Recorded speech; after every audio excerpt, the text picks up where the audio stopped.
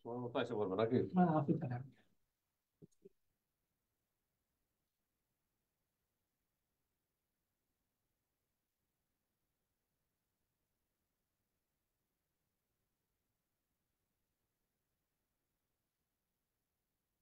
আব্দুল কাদের, সুরেন মন্ডল, রফিকুল ইসলাম, অনুপ মজুমদার, তারপর আবার আব্দুল কাদের, তারপর কি হেলেন, সুহানা, সাদিয়া আফরিন। আসসালামু আলাইকুম স্যার। ওয়ালাইকুম আসসালাম। বলো নাজমুল, নাজমুল। জি স্যার। আচ্ছা, গুড। ঠিক আছে, ঠিক আছে। আজকে হলো তোমাদের ওই যে প্রথম ক্লাসটা, সিলেবাস আলোচনা, বর্ণধ্বনি। তো সিলেবাস আলোচনা তেমন কিছু নাই।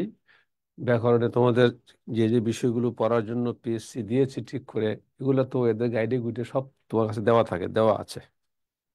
আসলে এগুলো ভালো করে পড়তে হবে, এটি মেন কথা। তো প্রথমে আছে বর্ণ পরিচয় বা বর্ণ প্রকরণ।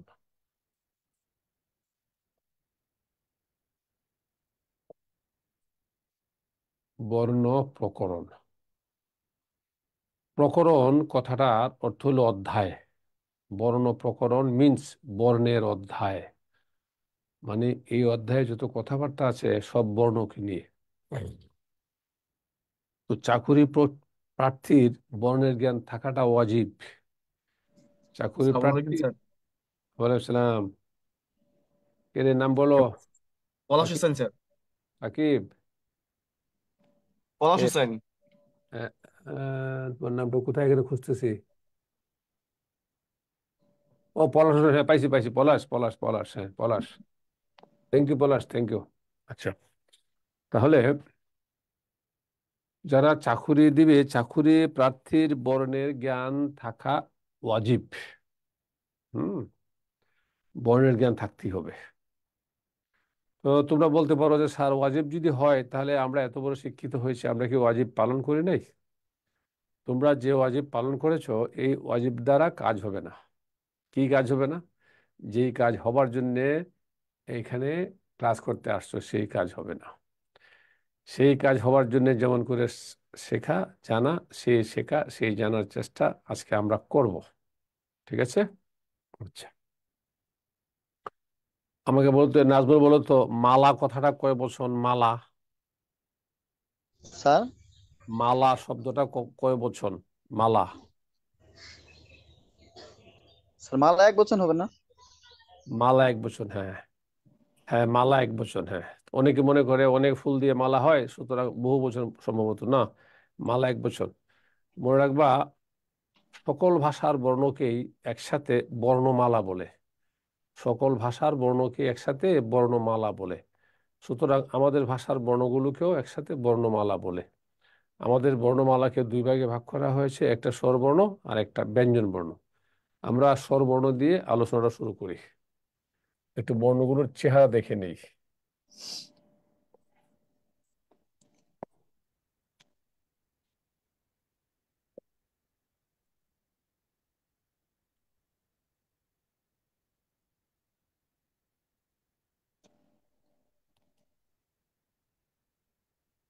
এই হলো আমাদের বর্ণগুলোর চেহারা। এদের সম্পর্কে একেবারে প্রথমে যে প্রশ্নটা ওঠে, প্রথম প্রশ্ন, সেটা হলো এই বর্ণগুলোকে পৃথক করা হলো কেন? পৃথক করা হলো কেন? এই বর্ণগুলোকে পৃথক করা হয়েছে দুটো কারণে। একটা কারণ হলো, এই বর্ণগুলোকে যখন পড়া হয়, বলা হয় বা উচ্চারণ করা হয়, তখন আমাদের বাকযন্ত্রের এক স্থান আরেক স্থানকে স্পর্শ করে না। বাকযন্ত্র কাকে বলে? বাকযন্ত্র বলে কথা বলতে যেসব অঙ্গের সাহায্যের প্রয়োজন হয়। আর এগুলো ফুসফুস থেকে শুরু করে ঠোঁট পর্যন্ত। ঠোঁটটা হলো বাহিরের বাকযন্ত্র। সরি। তাহলে এদের উচ্চারণে বাকযন্ত্রের এক স্থান আরেক স্থানকে স্পর্শ করে না। একটা কারণ, স্পর্শ যে করে না, আমরা একটা প্রমাণ দেখতে পারি। সরি, ধরে দাও। . 。 . . . . . . . . . . . . . . . . . . . . . . . . . . . . . . . . . . . . . 。 。 . 。 。 . 。 。 . 。 。 . 。 。 . 。 এই হলো আমাদের বর্ণগুলোর চেহারা। এই দেখো, স্পর্শ যে করে না, একটা প্রমাণ দেখি আমরা। প্রমাণটা হলো, এই দেখো,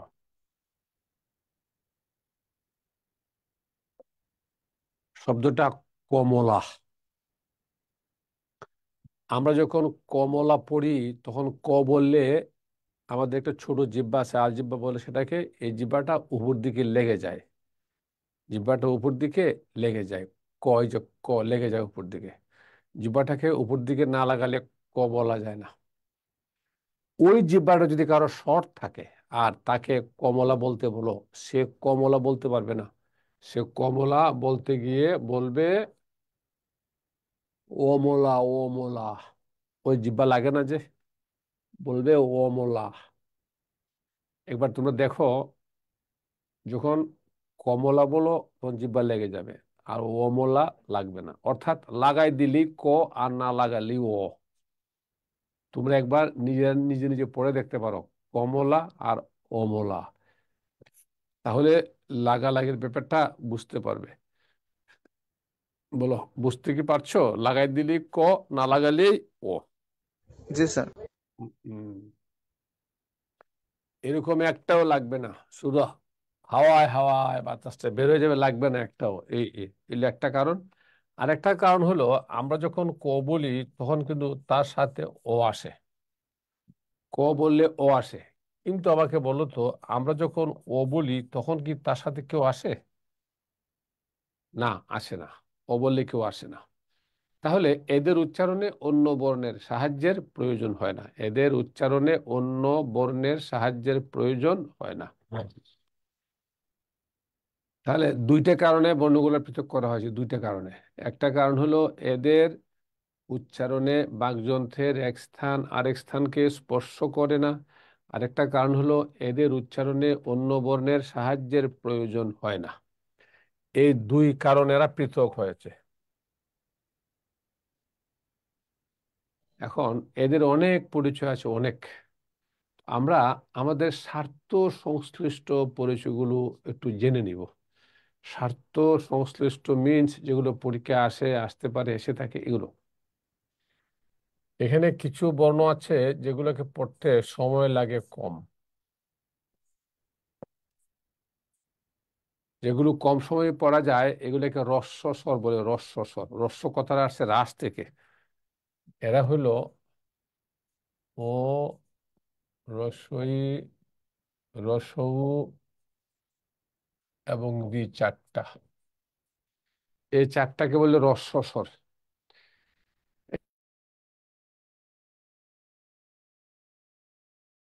বর্ণগুলোর চেহারা মনে রাখবা, সংখ্যা মনে রাখবা। বর্ণগুলোর চেহারা মনে রাখবা আর সংখ্যা মনে রাখবা। অন্যগুলো দীর্ঘ সময় লাগে।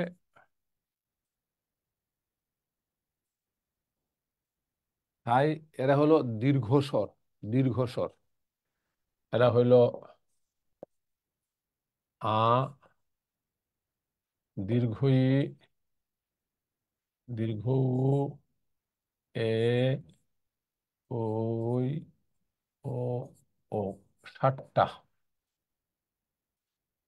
দীর্ঘস্বর হইল 7টা। দীর্ঘস্বর হইল 7টা। আচ্ছা। তো দীর্ঘ স্বরটা দীর্ঘ কেন হলো? দীর্ঘ হলো এই কারণে, এটা সহজ কথা। দীর্ঘ হয়েছে এই কারণে, দেখো এই যে আমরা যেটা আ বলি, এর ভেতরে কিন্তু দুইটা অ আছে। তো দুইটা মিলে দীর্ঘ হবে, স্বাভাবিক কথা। যেটা দীর্ঘই, তার ভেতরে দুইটা ই আছে, দুইটা মিলে দীর্ঘ হবে, স্বাভাবিক কথা। হ্যাঁ। কিন্তু যেটা যেটা যেটা দীর্ঘ, দুইটা আছে, দুইটা মিলে দীর্ঘ হবে, স্বাভাবিক কথা। কিন্তু তোমাদের প্রশ্ন, এ আর ও, এই দুইটা তো সিঙ্গেল, এই দুইটা কেন দীর্ঘ?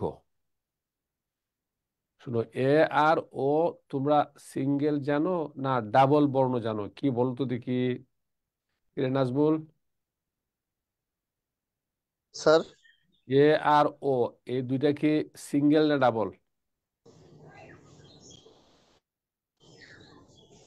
স্যার বলতে পারলাম না স্যার, এ সিঙ্গেল হবে না?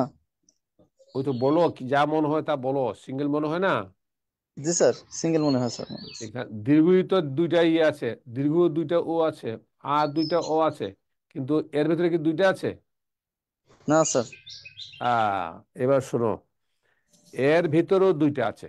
এর ভেতরেও কি, এর ভেতরে দুইটা আছে, ওর ভিতরেও দুইটা আছে। এরও ডাবল। কিভাবে ডাবল আমি দেখাই। মনে রাখবা, আ, দীর্ঘ ই, দীর্ঘ উ, এরা বাহির থেকে দেখা যায়। দুইটা শব্দ আছে, একটা মারিফত আর একটা শরীয়ত। এগুলো হলো শরীয়ত। দীর্ঘ ই, দীর্ঘ উ, ওই ও, এর ভিতরে দুইটা করে আছে, এটা শরীয়ত। আর এ আর ওর ভিতরে যে দুইটা করে আছে, এটা হলো মারিফত। তো মারিফত তো এমনি এমনি বোঝা যায় না, সাধনা করে বুঝতে হয়। আমি দেখাই, সাধনাটা দেখো।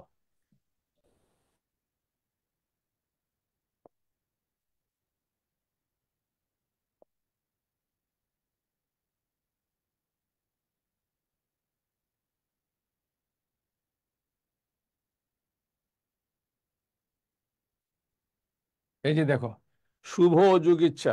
তো শুভর সাথে অ আছে, ইচ্ছার ই আছে, অ আর ই মিলা এ হয়েছে। তাহলে এই যে একারটা হইলো, একারটা কি এ না? বলো। জি স্যার। জি স্যার। তাহলে একারটা যদি এ হয়ে থাকে, তাহলে এর ভিতরে অ আর ই আছে না? জি স্যার, এ আর আছে স্যার। হ্যাঁ। তো এটা কি সিঙ্গেল? ডাবল হয়ে গেল স্যার, দুইটা ডাবল হয়ে যেহেতু গেল, আছে। ডাবলই আছে, হয়ে ডাবলই, ডাবলই ডাবলই এ ডাবল। এর ভিতরে ও আর ই আছে। আর ও ডাবল, এর ভিতরে আছে ও আর রসু। ও বলো, এর ভিতরে কি আছে? ও আর রস্য স্যার। আর ও আর রসু মিলে উভয় মনে, দেখো তো, দেখো তো মনে পড়ছে কিনা? জি স্যার। জি স্যার। হুম। সুতরাং সুতরাং এই যে দুইটাকে তোমরা সিঙ্গেল মনে করছো, আসলে সিঙ্গেল না, এরাও ডাবল। পরীক্ষা আসতে পারে নিচের কোনটি দীর্ঘস্বর। যদি এ থাকে, তুমি তো বুঝবা না যদি এই আগে থেকে বিষয়টা সম্পর্কে তুমি অবগত না থাকো। আর যাই হোক, গেল হ্রস্বস্বর, গেল দীর্ঘস্বর। এরপর আসো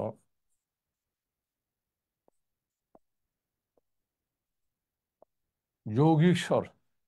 যৌগিক স্বরের আরেকটা নাম হইল দ্বিস্বর,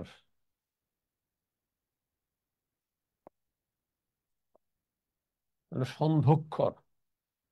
এই দুইটার একটা হইল ওই, একটা হলো ও, দুইটা। এখন যৌগিক স্বর এই দুইটা লিখছি আমি এখানে।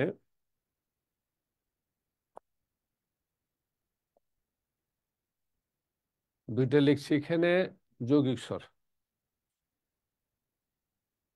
যৌগিক স্বর নিয়ে প্রশ্ন আছে, প্রশ্ন। যেমন বইয়ে লেখা আছে যৌগিক স্বর ও ধ্বনির সংখ্যা 25টি।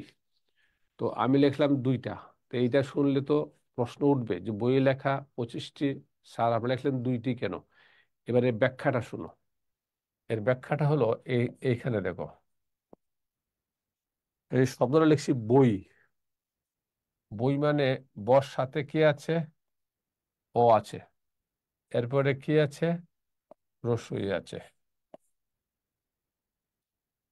দেখো, বর সাথে ও আছে, আর এরপরে রসই আছে। এই উচ্চারণ আছে ওই। বলো উচ্চারণটা কি? ওই। ওই। বলো উচ্চারণ আবার করো। স্যার উচ্চারণটা ওই। করো, আবার করো। বই। ওই। ওই।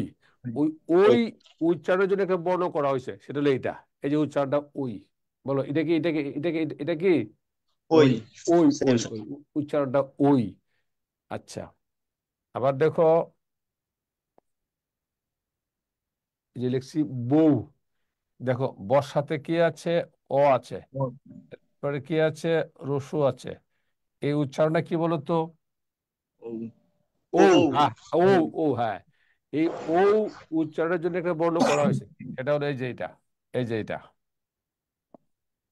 তাহলে ওই, এই বর্ণটা, ও, এই বর্ণটা, মানে এর ভিতরে আছে, এর ভিতরে আছে অ আর রস্যই, এর ভিতরে আছে অ আর রসু। আচ্ছা, এখন এখানে দেখো, এটা লিখছি ভাই। ভর সাথে আছে আ, এরপরে আছে রসুই। এই উচ্চারণটা হচ্ছে আই। বলো উচ্চারণটা কি হয়েছে? আই। আই। আই। তোমরা কি, তোমরা কি ভালো করে দেখতে পাও? জি স্যার, দেখা যাচ্ছে স্যার। আজ দেখা যাচ্ছে। এখন তোমরা খেয়াল করো, ওই উচ্চারণের জন্য একটা বর্ণ, ও এর জন্য একটা বর্ণ। এখন এই যে আই হইল, আমাকে বলো তো, ও এর জন্য বর্ণ থাকলে, ও এর জন্য বর্ণ থাকলে আই এর জন্য কি একটা বর্ণ থাকার কথা না? জি স্যার, বলো, ওইভাবে যদি থাকে। কথাটা মাথায় গেছে কিনা? জি স্যার। হ্যাঁ, কিন্তু শোনো, আয়ের জন্য তো কোনো বর্ণ নাই, উপরন্তু এরূপ ধ্বনি বাংলায় আছে 25টা। ওই 25টা ধ্বনি থেকে এই দুইটা ধ্বনির জন্য এই দুইটা বর্ণ করা আছে, বাকিগুলোর জন্য কোনো বর্ণ নাই, কিন্তু আমরা ব্যবহার করি। যেমন এই দেখো, আমরা বলি শুভেচ্ছা নিও, এই যে কয় না ভালোবাসা নিও, বলে কিনা, বলে কিনা? তাহলে এই দেখো, ন, নর সাথে আছে রসই, এরপর আছে ও। এই দেখো উচ্চারণটা ইও, ইও, এইটা একটা স্বরধ্বনি, তার জন্য কোনো বর্ণ নাই। তাহলে এই দেখো, 1 2 3 4 5 10 20 25, এরকম 25টা আছে। তো এখানে দুইটা প্রশ্ন, প্রশ্নগুলো পরীক্ষায় আসছে দুইটা প্রশ্ন। একটা প্রশ্ন হলো, মন দিয়ে প্রশ্নটা শোনো। একটা প্রশ্ন হলো বাংলা ভাষায় যৌগিক স্বরধ্বনি, এটা একটা প্রশ্ন। আর আরেকটা প্রশ্ন হলো বাংলা ভাষায় যৌগিক স্বরধ্বনি জ্ঞাপক বর্ণ, এইটা একটা প্রশ্ন। মাথায় রাখবা, ধ্বনি হলো 25টা, বর্ণ হলো দুইটা। বলো ধ্বনি কয়টা 25টা স্যার। আর বর্ণ কয়টা? দুইটা। দুইটা স্যার। এইটা মাথায় রেখো। বলো ধ্বনি কয়টা, 25টা। 25টি বর্ণ, স্যার। বর্ণ কয়টা? দুইটি। দুইটা। তোমাদের বিশেষ পরীক্ষা, তোমাদের পরীক্ষা আসছিল বাংলা ভাষায় যৌগিক স্বরধ্বনি জ্ঞাপক বর্ণ, পরীক্ষা আসছিল বাংলা ভাষায় যৌগিক স্বরধ্বনি জ্ঞাপক বর্ণ, এটা বিশেষে আসছিল। তাহলে মাথায় রাখবা, যদি শেষ প্রান্তে বর্ণ থাকে তাহলে দুইটা বুঝতে হবে, যদি প্রশ্নের শেষ প্রান্তে ধ্বনি থাকে তাহলে 25টা বুঝতে হবে। 25টা। বলো, কথা ক্লিয়ার হয়েছে? এ স্যার। বলো, বাংলা ভাষায় যৌগিক স্বরধ্বনি কয়টা? 25টা। বাংলা ভাষায় যৌগিক স্বরধ্বনি জ্ঞাপক বর্ণ দুইটা। দুইটা। দুইটা। গুড, মনে রাখো। এরপরে আছে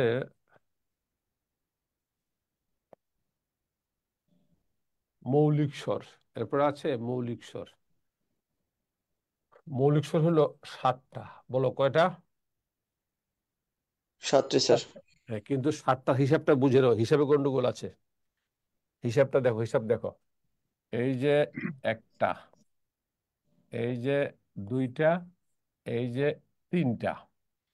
এবার দেখো, একটা প্রশ্ন তোমাদের পক্ষের প্রশ্ন, সেটা হলো এরকম যে স্যার, আপনি তো দুইটা বর্ণকে একটা গুনছেন, আমি দুইটারে কটা গুনছি? একটি স্যার। হ্যাঁ, রস্বই দীর্ঘে দুইটাকে আমি কটা গুনছি? একটা গুনছি। তাহলে কি তোমাদের প্রশ্ন না যে স্যার আপনি দুইটাকে একটা কেন গুনলেন? জি স্যার, প্রশ্ন এর স্যার। উত্তর শোনো। উত্তর হলো রস্বই যোগ রস্বই হয় দীর্ঘ ই, অর্থাৎ দীর্ঘ ইর ভেতরে দুইটা রস্বই আছে, দীর্ঘ ইর ভেতরে দুইটা রস্বই আছে। তাহলে এখানে মোট 3টা রস্বই। এখন এই 3টা রস্বইকে আমি 3টা গণবো, দুইটা গণবো না একটা গণবো? একটা গোনা যাবে স্যার। একটা, এই জন্য আমি একটা গুনছি। এখন তোমাদের পাল্টা প্রশ্ন আমার কাছে যে স্যার, দীর্ঘইর ভেতরে যেমন দুইটা রস্বই আছে, আর ভেতরে তো দুইটা ও আছে, জি তাহলে স্যার, জি স্যার। তাহলে এইটাকে তো একটা গণার কথা ছিল, আপনি আবার এখানে আবার দুইটা কেন গণলেন? প্রশ্ন বোঝা গেছে কিনা? জি স্যার। জি প্রশ্ন স্যার। বোঝা গেছে কিনা? নাজমুল, নাজমুল কি প্রশ্ন, বলো নাজমুল, বলো কি প্রশ্ন? স্যার, ওই রস্বই এবং দীর্ঘইর মধ্যে যে স্যার 3টি বর্ণ থাকে স্যার, তাহলে এ ই সরা এবং সরার মধ্যে তো স্যার 3টি থাকার কথা স্যার। হ্যাঁ, কিন্তু এটার আমি মধ্যে আমি একটি কথা হয়েছে। আমি এখানে কটা গুনছি? 2টি স্যার। দুইটা। এইবার কথা শুনো, কেন ওখানে দুইটা গুনলাম, এই ব্যাপারটা শুনো। ই, ই, ই, এবার দেখো, যদি ই, ই, ই হয় তাহলে তো ও, ও, ও হবার কথা ছিল, তাই না? জি স্যার। জি। কিন্তু বলো তো, ও, ও কি হয়? আ। হয়। এই যে ও, ও, আ হয়ে গেলে কি ওই স্বরটা ঠিক থেকে স্বরটা বদলে যায় না? জি জি স্যার। স্যার, এজন্য আলাদা স্যার। জি স্যার। এই জন্য সে আলাদা হয়ে গেছে, হা হা হা। এই জন্য সে স্বতন্ত্র বা ইন্ডিভিজুয়াল বর্ণের মূল্য পাইছে। বলো, কথা কি এবার ক্লিয়ার হয়েছে? Clear sir. তাহলে এবার বলো তো দেখি, এখানে কটা, এখানে এখানে এখানে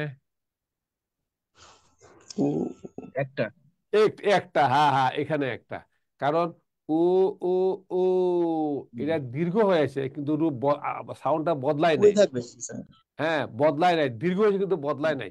এমন যদি হইতো উ উ আও, তাহলে কি হইতো? তখন চেঞ্জ হতো। তোর নতুন মনে হইতো, হ্যাঁ। তাহলে এখানে একটা গেল, চারটা। রি বাদ। রি হইল মূলত সংস্কৃতের স্বরধ্বনি।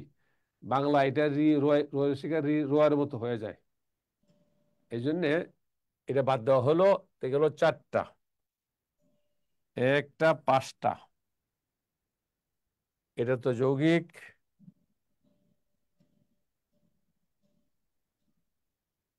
ও একটা, ছয়টা, এটা যৌগিক। সাতটা লিখলাম, ছয়টা পাইলাম। আরেকটা কোথায় বলো তো দেখি? ওই না না না না, আরেকটা মৌলিক স্বর কোথায়? আরেকটা মৌলিক স্বর হলো এই যে এটা, এটার জন্য কোনো স্বতন্ত্র বর্ণ নাই। এই যে এটা, এটাকে নিয়ে সাতটা। ওই যে ইংরেজিতে আমরা ব্যাং লিখি না, ব্যাং ব্যাং বি হ্যাঁ এন কে লিখি না? ওই যে এ- এ- হ্যাঁ। এই যে এটা, হ্যাঁ হ্যাঁ হ্যাঁ, এটাকে মৌলিক স্বর। তো মাথায় রেখো, এই স্বরের জন্য কিন্তু বর্ণ নাই। এটাকে এখানে যারা লিখছি, এটা কিন্তু মূলত স্বতন্ত্র বর্ণ হয় না। এটা ও আছে, জ আছে, আ আছে, তিনটা মিলে স্বরের ভিতরে তিনটা মিলা একটা বর্ণ হয় না। হ্যাঁ, এটা হলো একটা মৌলিক স্বরধ্বনির কাজ চালাবার ব্যবস্থা। একটা মৌলিক স্বরধ্বনির কাজ চালাবার ব্যবস্থা। মাথায় রাখবা, এই ধ্বনিটার আবিষ্কারক ছিলেন ভাষাবিজ্ঞানী মোহাম্মদ আব্দুল হাই। উনার নামও পরীক্ষায় আসে। একটি মৌলিক স্বরধ্বনির আবিষ্কারক হলেন এই যে এরকম। তাহলে এবার আমরা একটু একটু দেখে নেই। ও আ রসই রসউ এ ও এবং এই যে সাতটা। যৌগিক স্বরে পরে ওটা কি নিচ্ছে স্যার? ওটা একটু দেখতে কষ্ট হচ্ছে স্যার। যৌগিক স্বরে পড়েছে নীর আগে।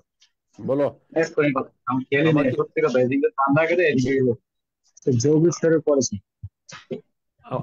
আমাকে বলো রস্বস্বর। এই তোমরা কথা বলো কেন? আমার কথা শুনো, প্রশ্ন করলে একজনের প্রশ্ন করবা, সবাই কথা বলবে না। আমাকে বলো রস্বস্বর, দীর্ঘস্বর, যৌগিক স্বর, দ্বিস্বর বা সন্ধিক্ষর আর মৌলিক স্বর, এই তত্ত্বগুলো পরিষ্কার হয়েছে কিনা জি বলো। স্যার। তোমরা কি নিয়ে কথা বলছিলে আমাকে এখন একজনে বলো। তোমরা কি নিয়ে কথা বলছিলে আমাকে একজনে বলো।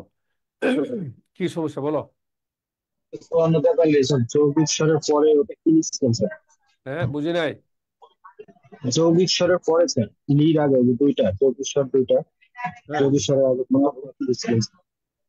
কথা আমি আমি কিন্তু তোমার কথা বুঝি নাই, কথা আসে না, কথা ভালো করে আসে না। এখন তো বোঝা যাচ্ছে স্যার? স্যার বলছিলাম যৌগিক স্বর, হুম। যৌগিক স্বরের পরে সাউন্ডটা বুঝতেছিলাম না স্যার, নীর আগে যে দুইটা। আচ্ছা, আমাকে বলো এ রস্বস্বর, ওই রস্বস্বর, দীর্ঘস্বর, যৌগিক স্বর, দ্বিস্বর বা সন্ধিক্ষর, এগুলো বুঝতে পারছো? এটা ওই, এটা ওই আর এটা ও, ওই আর ও। জি স্যার, এখন ক্লিয়ার।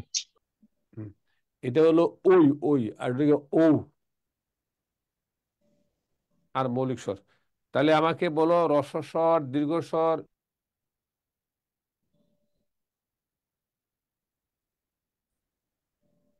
স্যার, এ এবং ওই না স্যার। হুম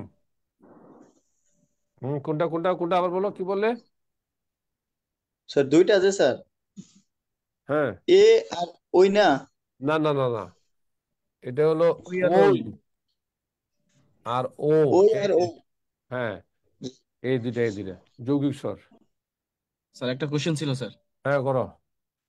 তাই যে দীর্ঘ স্বরের মধ্যে দুইটা এ এবং ও, হুম। স্যার এ তো হলো অ প্লাস ই এর সমন্বয়, আর ওটা হ্যাঁ, হলো কি স্যার? ওইটা হলো ও আর রস্যু, এই যে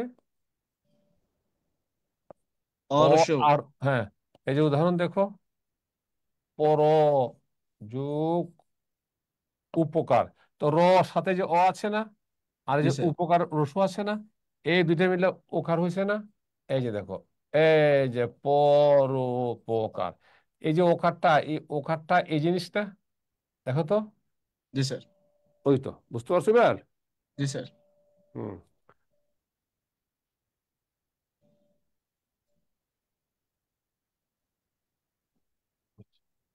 এবার আসো, ওই যে জন্মস্থানের নাম অনুসারে মানুষের নাম আছে।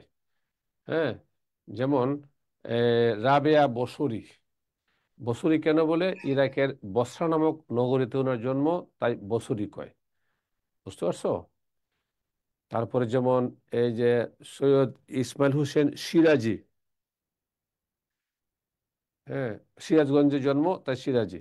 তাহলে জন্মস্থানের নাম অনুসারে বহু মানুষের নাম জগতে আছে, ছিল এবং থাকবে।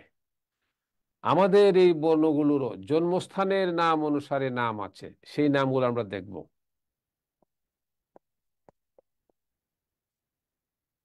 ও আ, এই দুইটা বর্ণের জন্ম হলো কণ্ঠে, এই জন্য এরা কণ্ঠবর্ণ। ও আ জন্ম কণ্ঠে, তাই কণ্ঠবর্ণ। রস্বই দীর্ঘই জন্ম হলো তালুতে, সেই কারণে তালব্য বর্ণ, তালব্য বর্ণ।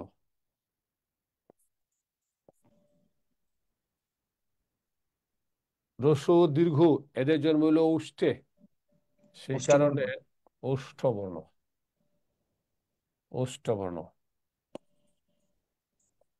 রি, এর জন্ম হলো মূর্ধায়, সেই কারণে এর নাম হলো মূর্ধন্য বর্ণ। মূর্ধা জায়গাটা হলো ওই যে উপরের দাঁত আছে না, দাঁতের যে গুড়া আছে, গুড়ার ঠিক উপরে যে গর্ত গর্ত জায়গাটা, এই যে সবারই আছে, এই আমার আছে, এই যে এই জায়গাটা বলে মূর্ধা। তো এইটা উচ্চারণ হয় মূর্ধা থেকে, যেমন এই দেখো, রি, রি, বি। মূর্ধা থেকে উচ্চারিত হয় বলে মূর্ধন্য বর্ণ। এ, ওই, এদের জন্য দুটো জায়গা লাগে, কণ্ঠ লাগে আর তালু লাগে। এই জন্য দুইটাকে একসাথে বলে কণ্ঠ তালব্য বর্ণ, কণ্ঠ তালব্য বর্ণ।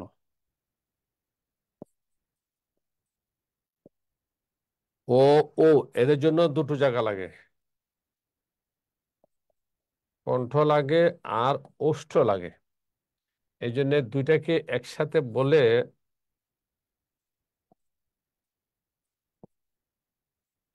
কণ্ঠৌষ্ঠ বর্ণ, কণ্ঠযুগষ্ঠ, কণ্ঠৌষ্ঠ বর্ণ। কণ্ঠৌষ্ঠ দুইটাই ঠ, বানানটাও গুরুত্বপূর্ণ, মাথায় রেখো, কণ্ঠৌষ্ঠ বর্ণ, কণ্ঠৌষ্ঠ। এই নামগুলো হলো জন্মস্থানের নাম অনুসারে, এই নামগুলো হলো জন্মস্থানের নাম অনুসারে নাম। পরীক্ষায় প্রশ্ন আসছে, আসতে পারে, আসবে, নিচের কোনটি কণ্ঠস্থ বর্ণ, কোনটি কণ্ঠস্থ বর্ণ নয়, কোনটি স্যার, কণ্ঠ তালব্য বর্ণ ইত্যাদি।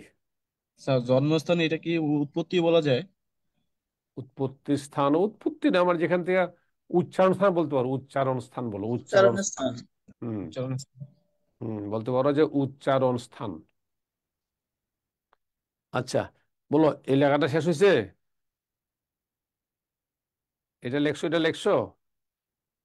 জি স্যার। আচ্ছা, ঠিক আছে। এই নামগুলো হলো জন্মস্থান মিন্স উচ্চারণ স্থানের নাম অনুসারে। হুম।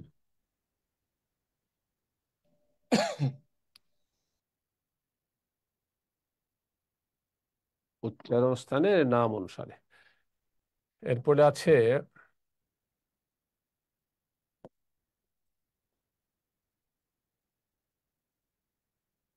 অর্ধস্বর, অর্ধস্বর, অর্ধস্বর। অর্ধস্বর হইল সই, রসৌ,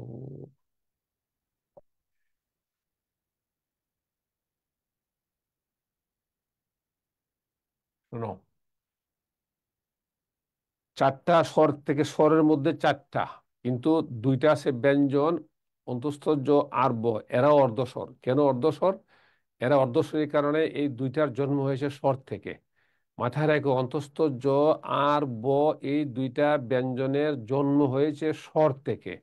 এই জন্য এদের নাম অর্ধস্বর। কি করে অর্ধস্বর জন্ম নিল আমি দেখাবো। তাহলে এইটা অর্ধস্বর কেন দেখো। শব্দটা বলো তো কি লিখছে, এই শব্দ কি লিখছি বলো তো। বই। বই। দেখো, এটা কিন্তু হওয়ার কথা ছিল বই, কারণ এই বর্ণটার উচ্চারণ হলো রস্য ই। রস্য ই হওয়ার কথা ছিল বই, কিন্তু আমরা কি এটাকে বই পড়ি? আমরা বলি বই। বই বই বললে কি ইর পূর্ণ উচ্চারণটা হয়? অর্ধেক হয়, অর্ধেক স্যার। ওর দেখো, হ্যাঁ। তারপরে এ, এ যে দেখো, বলতো এটা কি লিখছি বলো তো। বউ। বউ। বউ। কিন্তু এর তো এই বর্ণটা উচ্চারণ হলো হ্রস্ব উ। এই হিসেবে এই শব্দ পড়ার কথা ছিল বউ। বলো কি পড়ার কথা ছিল? বউ। বউ। উ। তা আমরা কি বলি সে আমার বউ, এভাবে বলি কি? না না স্যার। স্যার। না, বলি বউ। তাহলে পুরো উচ্চারণটা হয়? না, হয় না। তারপরে এই তুমি ভাত খাও, আমরা কি এইভাবে বলি? ভাত খাও। ভাত খাও, তা খাও বলে কি ওর পূর্ণ উচ্চারণটা হয়? না না, স্যার। হয় না।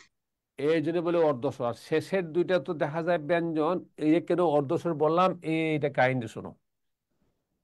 ওই দুইটা বর্ণ আসলে জন্ম হয়েছে স্বর থেকে।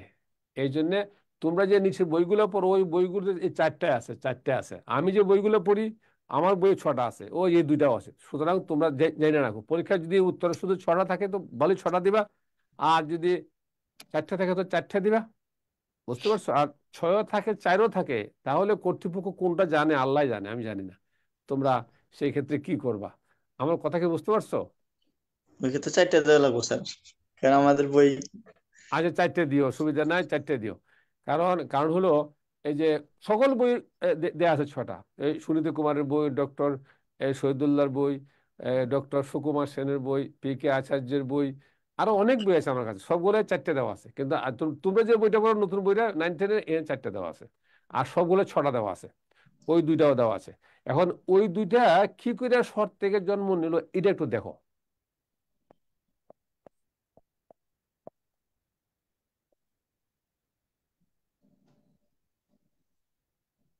দেখো, অতি যুগ অন্ত, এখানে আছে অতি চলছে। রসু, এরপর আছে ও। এই দেখো, আগে যদি ও থাকে পরে যদি ই থাকে তাহলে এ হয়। শুভ ও, ইচ্ছার ই, শুভেচ্ছা। কিন্তু আগে যদি ই আর পরে যদি ও হয় তাহলে কি হবে বলো তো? জ হবে, জ। জ। বলো কি হবে, কি হবে? জ যা হবে। হবে। তাহলে এই দেখো, জটাকে তো এখানে আমরা সরাসরি লিখতে পারবো না, তার ফলা, ফলাটা লিখি আমরা, এই যে অত্যন্ত। তাহলে বলো তো দেখি, ওই জফলা বা জটা কোথা থেকে জন্ম নিল? বলো, বলো। ই এবং অ থেকে।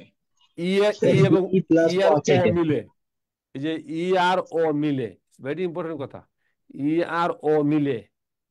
তাহলে এই জটা কি স্বর থেকে জন্ম নেয় নাই? জি স্যার। জি স্যার, সঠিক। এই জন্য অর্ধস্বর। এবার ওই বটা দেখো,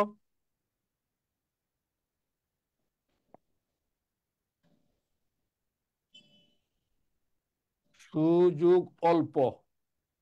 তাহলে এই দেখো, এনে রসু আছে আর পরে ও আছে, এই উ আর ও মিলে ব হয়। এই যে উ আর ও মিলে কি হয়? ব হয়। আর এই ব ডাইরেক্টলি বসে এ এ, এই দেখো স্বল্প। সুযোগ অল্প হয়েছে স্বল্প। তাহলে এই যে বটা, এই বটা কোথা থেকে জন্ম নিল, কিভাবে জন্ম নিল বলো? উ উ এবং অ। আর অ উ থেকে স্যার। এবং ও মিলে, হ্যাঁ হ্যাঁ হ্যাঁ হ্যাঁ।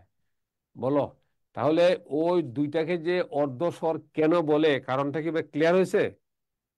জি স্যার। অর্ধস্বরেরই থেকে উৎপন্ন স্যার। হুম হুম অর্ধস্বরের। হুম।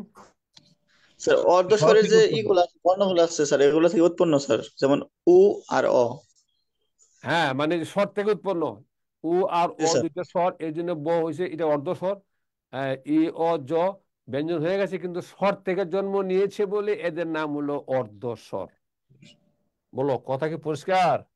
পরিষ্কার স্যার। হুম। তোমরা যে আমাকে যে নাজমুল মধ্যে বলছে যে আমরা যে বই পড়ি 4টা দেওয়া আছে, কিন্তু মাথায় রাখবা এই কথা, পিএসসি কি তোমাদেরকে কোনো বই প্রেসক্রাইব করছে কোন বই থেকে পড়বা? জবাব দাও। না স্যার, একটা সাজেস্ট করেন স্যার, ভালো একটা বই স্যার। এই আমার কথা শোনো, এক ভুল ধারণা তোমাদের মধ্যে আছে, সে কথা শোনো। পিএসসি তোমাদের সিলেবাস ঠিক করে দিয়েছে, এই সন্ধি সমাস প্রত্যয় শব্দ বাক্য বর্ণ এগুলো বলছে পড়বা, কিন্তু কোথা থেকে পড়বা সেটা বলছে কি? না স্যার। এর মানে কি? এর মানে হলো তোমাদের জন্য কোনো বুক প্রেসক্রাইব করা নাই। তোমরা যেখান থেকে পারো, যে বই পড়ে পছন্দ হয় ভালো লাগে সেই বই পড়ে তোমরা মূল কথা আয়ত্ত করবা। বুঝতে পারছো? হ্যাঁ, নবম দশম শ্রেণীর বইটা এটা সরকারের বই, তোমরা এটা মেট্রিকের সিলেবাস ছিল বলে এখান থেকে দুই একটা প্রশ্ন পরীক্ষা আসে, এই বইটা পড়বা। কিন্তু সবগুলা কি আসে বলো তো? না স্যার। তোমরা তো দেখতেছো সবগুলো আসে? এই ব্যাকরণের যে 15টা প্রশ্ন, এই 15টা কি 9 বই থেকে আসে? না স্যার। 9 বই থেকে 2 থেকে 3টা প্রশ্ন তুমি খুঁজে দেখো, কটা কটা কটা আসে? এই জবাব দাও। এই বই থেকে 2 থেকে 3টা প্রশ্ন পরীক্ষা আসে। আর বাকিগুলো কোথা থেকে আসে? ওই বড় বড় বই থেকে আসে, দেখছি, দেখো তোমরা। ওই যে সুনীত কুমারের বই থেকে আসে। হ্যাঁ, তারপরে তোমার যে ওই যে ডক্টর শহীদুল্লাহর বই থেকে প্রশ্ন আসে। আর নবম দশম শ্রেণীর যে বইটা পড়ি, এখান থেকে 2-3টা প্রশ্ন আসে। কাজেই এখান থেকে এই জিনিসটা আমাদের শিখতে হবে যে আমাদের বেসিক জ্ঞান থাকা লাগবে। বইটা ফ্যাক্টর না, থাকা লাগবে বেসিক জ্ঞান, যেখান থেকে জি প্রশ্ন স্যার। আসুক আমি যেন পারি। বেসিক থাকতে হবে, ভালো বেসিক। আমি কথা বুঝতে পারছি কিনা বলো? জি স্যার। হুম। আচ্ছা, তাহলে বলো, অর্ধস্বর ক্লিয়ার হয়েছে? অর্ধস্বর, জি স্যার।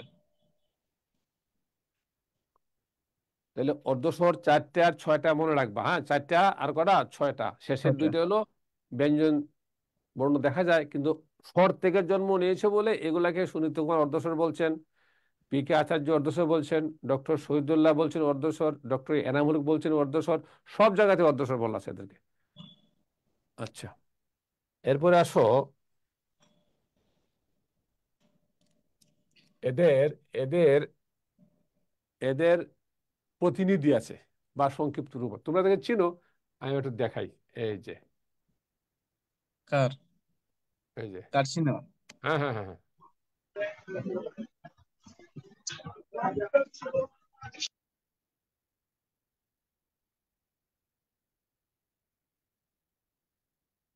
এদের একটা কমন নাউন আছে। কমন নাউন গুলোকে কার বা কার বর্ণ, কার বা এদের কার বর্ণও বলে, কার বর্ণ বলা যায় এদেরকে। কার বা কার বর্ণ, কার বা কার বর্ণ। পুরো কথা এইভাবে লেখো, স্বরবর্ণের সংক্ষিপ্ত রূপ বা প্রতিনিধিত্বকারী চিহ্নগুলোকে কার বা কার বর্ণ বলে, এইভাবে লেখো। স্বরবর্ণের সংক্ষিপ্ত রূপ বা প্রতিনিধিত্বকারী চিহ্নগুলোকে কার বা কার বর্ণ বলে। স্বরবর্ণের সংক্ষিপ্ত রূপ বা প্রতিনিধিত্বকারী চিহ্নগুলোকে কার বা কার বর্ণ বলে। এগুলো হলো, এগুলো হলো বইলা চিহ্নগুলো লেখো। এগুলো হলো বইলা চিহ্নগুলো লেখো। এগুলো হলো বইলা চিহ্নগুলো লেখো। এইগুলো হলো বইলা চিহ্নগুলো লেখো। এইগুলো হলো বইলা চিহ্নগুলো লেখো। স্বরবর্ণের সংক্ষিপ্ত রূপ বা প্রতিনিধিত্বকারী চিহ্নগুলোকে কার বলে বা কার বর্ণ বলে, কার বলে বা কার বর্ণ বলে, একই কথা, কার বা কার বর্ণ বলে। এগুলো হলো বইলা বলো। লিখতে পারছো? লিখতে পারছো?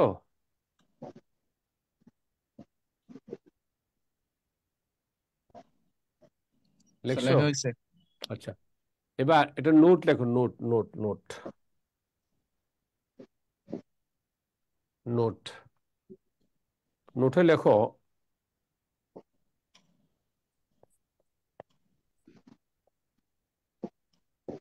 লেখো অ বর্ণের কোনো কার চিহ্ন নেই। অ বর্ণের কোনো কার চিহ্ন নেই। পক্ষান্তরে পক্ষান্তরে পক্ষান্তরে এ ধ্বনির কোনো বর্ণরূপ নেই। অ বর্ণের কোনো কার চিহ্ন নেই, পক্ষান্তরে এ ধ্বনির কোনো বর্ণরূপ নেই। কথাটা কি লিখছো? তাহলে ওর নাই ওর নাই কার, আর এর নাই বর্ণ। বর্ণরূপ। বর্ণ বলো, কথা লিখতে পারছো? জি স্যার। ওই যে আরেকটা নোট আছে, এখানে লেখলো, লেখো এইভাবে লেখো,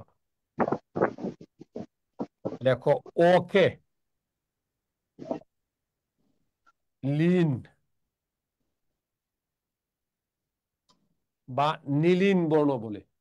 লেখো ওকে, এই যে ওটা আছে, ওকে লিন বা নীলিন বর্ণ বলে। ওই ব্র্যাকেটে লেখা রাখবা লিন অর্থ লুকায়িত। লিন অর্থ লুকায়িত। ব্র্যাকেট লিখবা লিন অর্থ লুকায়িত। লিন অর্থ লুকায়িত। লিন অর্থ লুকায়িত।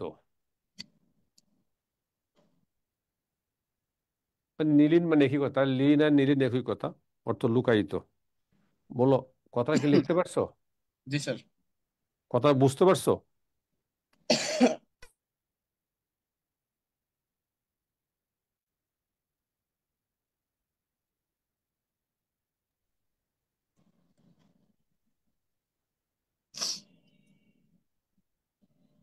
এবার লেখো, এবার লেখো মাত্রা। মাত্রা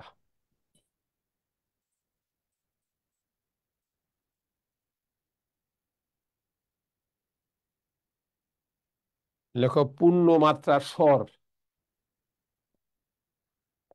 ও অবশ্যই দীর্ঘই রসও দীর্ঘ, 6টা পূর্ণমাত্রা স্বর হলো 6টা।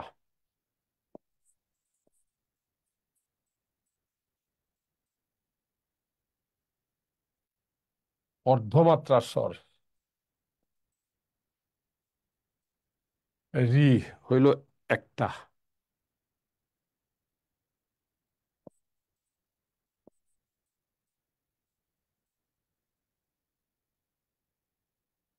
মাত্রাবিহীন স্বর এ, ওই, ও, ও, 4টা। মোট হইল 11টা। 11টা স্বরবর্ণ আমাদের। আমাদের মোট স্বর হইল 11টা। মোট স্বর হইল 11টা। লেখাটা শেষ হয়েছে? না স্যার। আচ্ছা, লেখাটা শেষ করো। লেখাটা শেষ করো।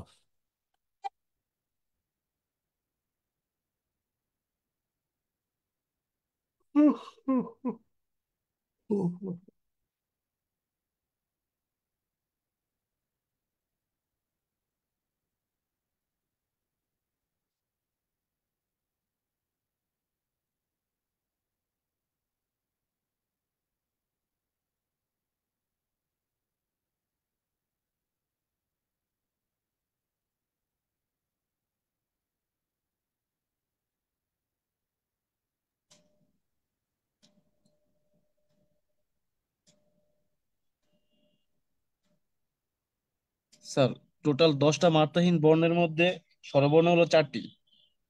টোটাল না, এখানে এখানে যা আছে, এখানে এখানে এখানে তুমি, বাংলা বর্ণমালা। আরে বর্ণমালা পড়া বাকি আছে, তুমি শুধু স্বর দাও। স্বরের মধ্যে 11টা। বলো স্বরের মধ্যে কয়টা? স্বরের মধ্যে 4টা। ওই পূর্ণ মাত্রার হইল 6টা, অর্ধমাত্রার হইল একটা, মাত্রাবিহীন হইল মাত্রাহীন হলো, মাত্রাহীন হলো 4টা। 4টা। বাস, খালি এটা মনে রাখো, এটা স্বর। তুমি শুধু স্বরেরটা মনে রাখো। জি স্যার।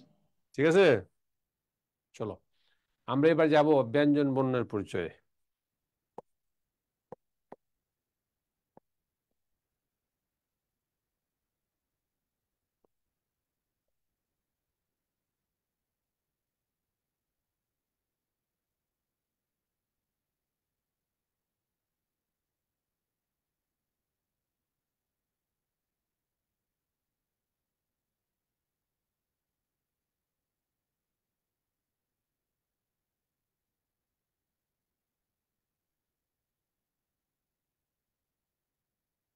এই বর্ণগুলোকে প্রথমত বা প্রধানত যেই নামে ডাকা হয়, এদের প্রাথমিক নাম হইল এরা স্পর্শ বর্ণ।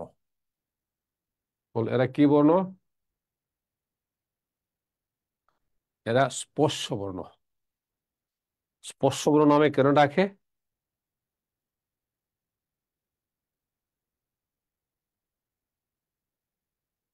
স্পর্শ বর্ণ নামে ডাকার কারণ হলো এই বর্ণগুলোর যে কোনো একটাকে পড়লে বললে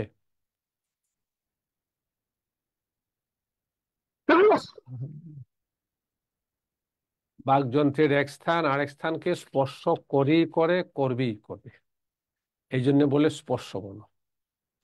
এখন স্পর্শ করে বলে সবগুলা কিন্তু একই জায়গা স্পর্শ করে না।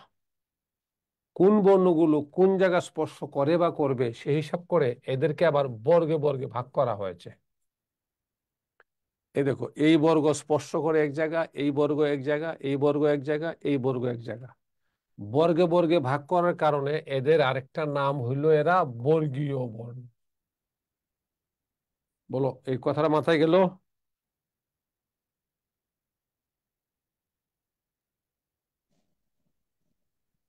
তাহলে স্পর্শ বর্ণ গেল আর বর্গীয় বর্ণ গেল।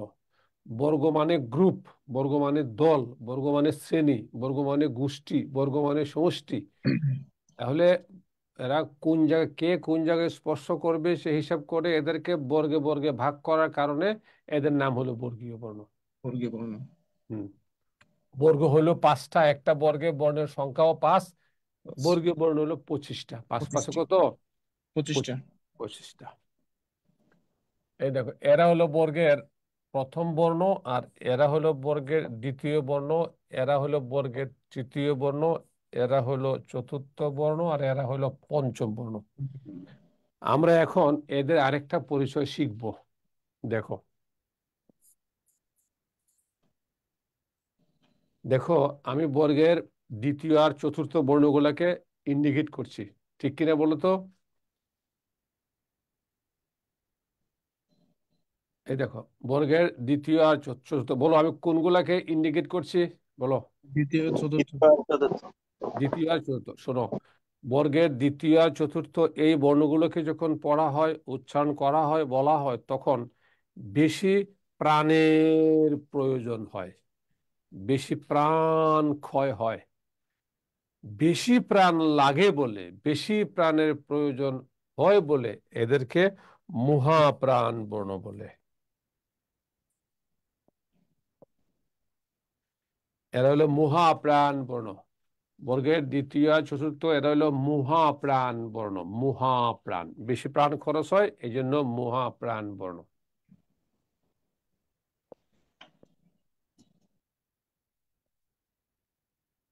এবার দেখো, প্রথম তৃতীয় আর পঞ্চম, প্রথম তৃতীয় আর পঞ্চম এইগুলোকে যখন পড়া হয়, বলা হয়, উচ্চারণ করা হয়, তখন প্রাণ কম খরচ হয়, প্রাণ কম খরচ হয়, এই জন্য এদের নাম হলো অল্প প্রাণ বর্ণ।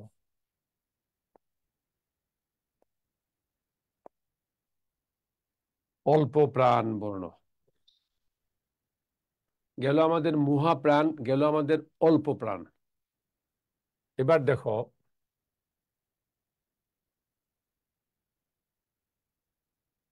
বলতো আমি কোনগুলাকে বাক্সের মধ্যে নিলাম, বলো, বাক্সবন্দি করছি কোনগুলো, বলো।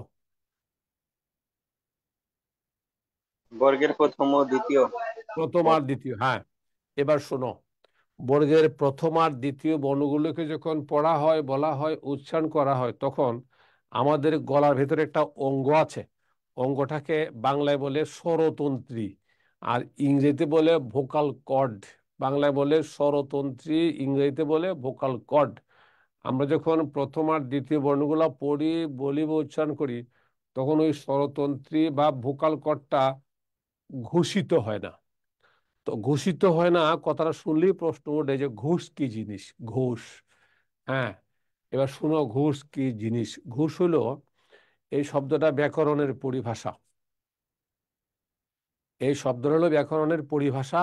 এই ঘোষ কথাটার অর্থ হলো তরঙ্গ। তরঙ্গ, তরঙ্গ, ভাইব্রেশন, কাঁপা, অনুরণিত হওয়া, এই ঘোষ মানে। কথা ভালো করে মাথায় রাখো, এই ঘোষ মানে তরঙ্গ, কাঁপা, ভাইব্রেশন, অনুরণিত হওয়া। তাহলে বর্গের প্রথম আর দ্বিতীয় বর্ণগুলোকে যখন পড়া হয়, বলা হয়, উচ্চারণ করা হয়, তখন আমাদের স্বরতন্ত্রী বা ভোকাল কর্ডটা ঘোষিত হয় না। তো ঘোষিত হয় না বলে এই বর্ণগুলোকে বলে অঘোষ বর্ণ। অঘোষ বর্ণ, অঘোষ। এই যে বর্গের প্রথম আর দ্বিতীয়, এগুলাকে বলে অঘোষ বর্ণ। কেন অঘোষ বলে? স্বরতন্ত্রী ঘোষিত হয় না।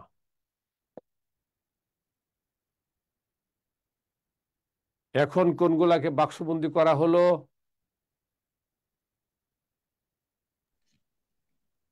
তৃতীয়, চতুর্থ, পঞ্চম। হ্যাঁ, তো বর্গের তৃতীয়, চতুর্থ আর পঞ্চম এইগুলোকে যখন বলা হয়, পড়া হয়, তখন স্বরতন্ত্রী বা ভোকাল কর্ডটা কাঁপে তথা ঘোষিত হয়। এই কারণে এই বর্ণগুলোকে বলে ঘোষ বর্ণ। বলে কি বর্ণ বলে? ঘোষ ঘোষ। বর্ণ বলে, ঘোষ বর্ণ। শুনো, অল্প প্রাণ মহাপ্রাণ, ঘোষ অঘোষ থেকে পরীক্ষায় বহুবার প্রশ্ন আসছে, বহুবার প্রশ্ন আসছে এবং প্রশ্ন আসবে। হ্যাঁ, শোনো, এই ঘোষ অঘোষ অল্প প্রাণ মহাপ্রাণকে আমরা এখন যেভাবে শিখলাম বা বইয়ে যেভাবে লেখা আছে তোমরা শিখেছো, এইভাবে শিখে পরীক্ষার হলে গিয়ে যদি দেখা যায় ঘুষ অঘোষ থেকে প্রশ্ন আসছে, উত্তর বের করতে পারবা না, তোমার ভেতরে শুরু হয়ে যাবে ঘুষাঘুষি। আর যদি দেখো অল্প প্রাণ মহাপ্রাণ থেকে প্রশ্ন আসছে, উত্তর বের করার আগে তোমার প্রাণ বের হয়ে যাবে। উত্তর বের করার আগে তোমার প্রাণ বের হয়ে যাবে। তাহলে স্যার, যদি প্রাণী বের হয়ে যায় তাহলে একটা ব্যবস্থা করে দেন না যেন প্রাণটা না বের হয়। হুম, একটা টেকনিক মনে রাখবা, তাহলে আর প্রাণটা বের হবে না। সেটা হলো এরকম।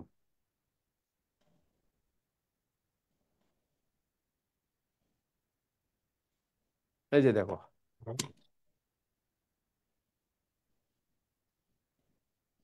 ও মানে না। ও মানে কি? না। ওই যে আমরা বলি তুই একটা অমানুষ, মানে মানুষ না, ও মানে না। আর ওই যে আমাদের ঘুষ আছে, ঘুষ, এই ঘুষটাকে আমরা একটু বিকৃত করি, এটা আমরা জানবো, আর কেউ জানবে না। কি সেটা? সেটা হলো এই যে ঘুষ। তাহলে অঘুষ কথার অর্থ হয়ে গেল না ঘুষ। না ঘুষ মানে ঘুষ না। ঘুষ না মানে ঘুষ নেই না। ঘুষ নেই না মানে ঘুষ খাই না। এখন যারা ঘুষ খায় না তারা কোন শ্রেণীর লোক? মনে রাখবা, যারা ঘুষ খায় না, যারা ঘুষ নেয় না, এরা হলো প্রথম শ্রেণীর লোক। এই যে প্রথম শ্রেণীর লোক বা দ্বিতীয় শ্রেণীর লোক। যারা প্রথম শ্রেণীর, দ্বিতীয় শ্রেণীর, তারা ঘুষ খায় না। তো আমাকে বলো তো, প্রথম শ্রেণী, দ্বিতীয় শ্রেণী, ঘুষ খায় না আর ঘুষ, এই শব্দগুলোর সাথে যে একটা যোগ সাজস আছে, এটা মাথায় গেছে কিনা তোমাদের?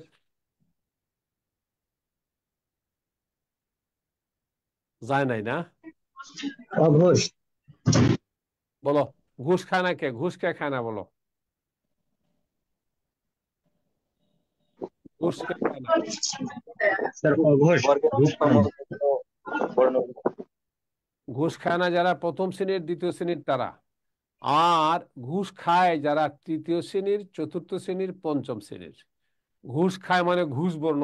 বলো, ঘুষ খায় মানে কি? ঘুষ বর্ণ। বুঝবো না। হ্যাঁ, বলো, ঘুষ খায় কে? তিনি তৃতীয়, পলাশ চতুর্থ, কোনো পঞ্চম কথাবার্তা শ্রেণী। বলে না? পলাশ, স্যার, পলাশ কোনো কথাবার্তা বলে না? পলাশ, স্যার তৃতীয়, চতুর্থ, পঞ্চম শ্রেণীর।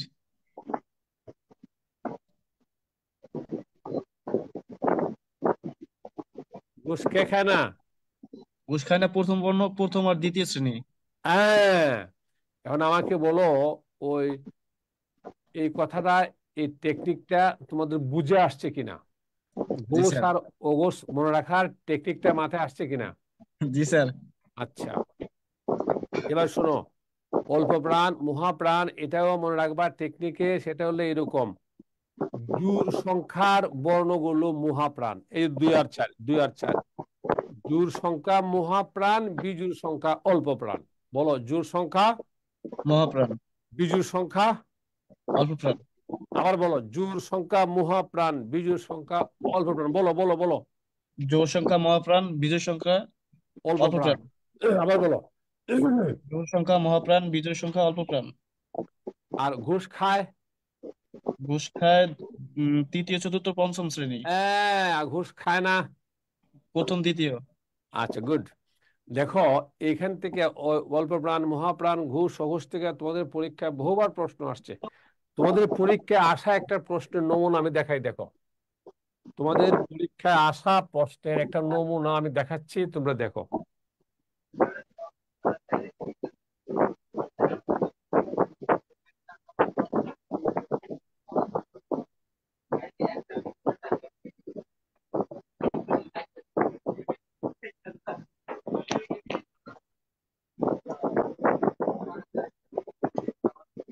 কি শব্দ করে কেন রে? এই দেখো, এটা কিন্তু তোমাদের বিশেষ শাখার প্রশ্ন। নিচের কোনটি অল্প প্রাণ অঘোষ ধ্বনি? এটা বিশেষে আসছে। নিচের কোনটি অল্প প্রাণ অঘোষ ধ্বনি?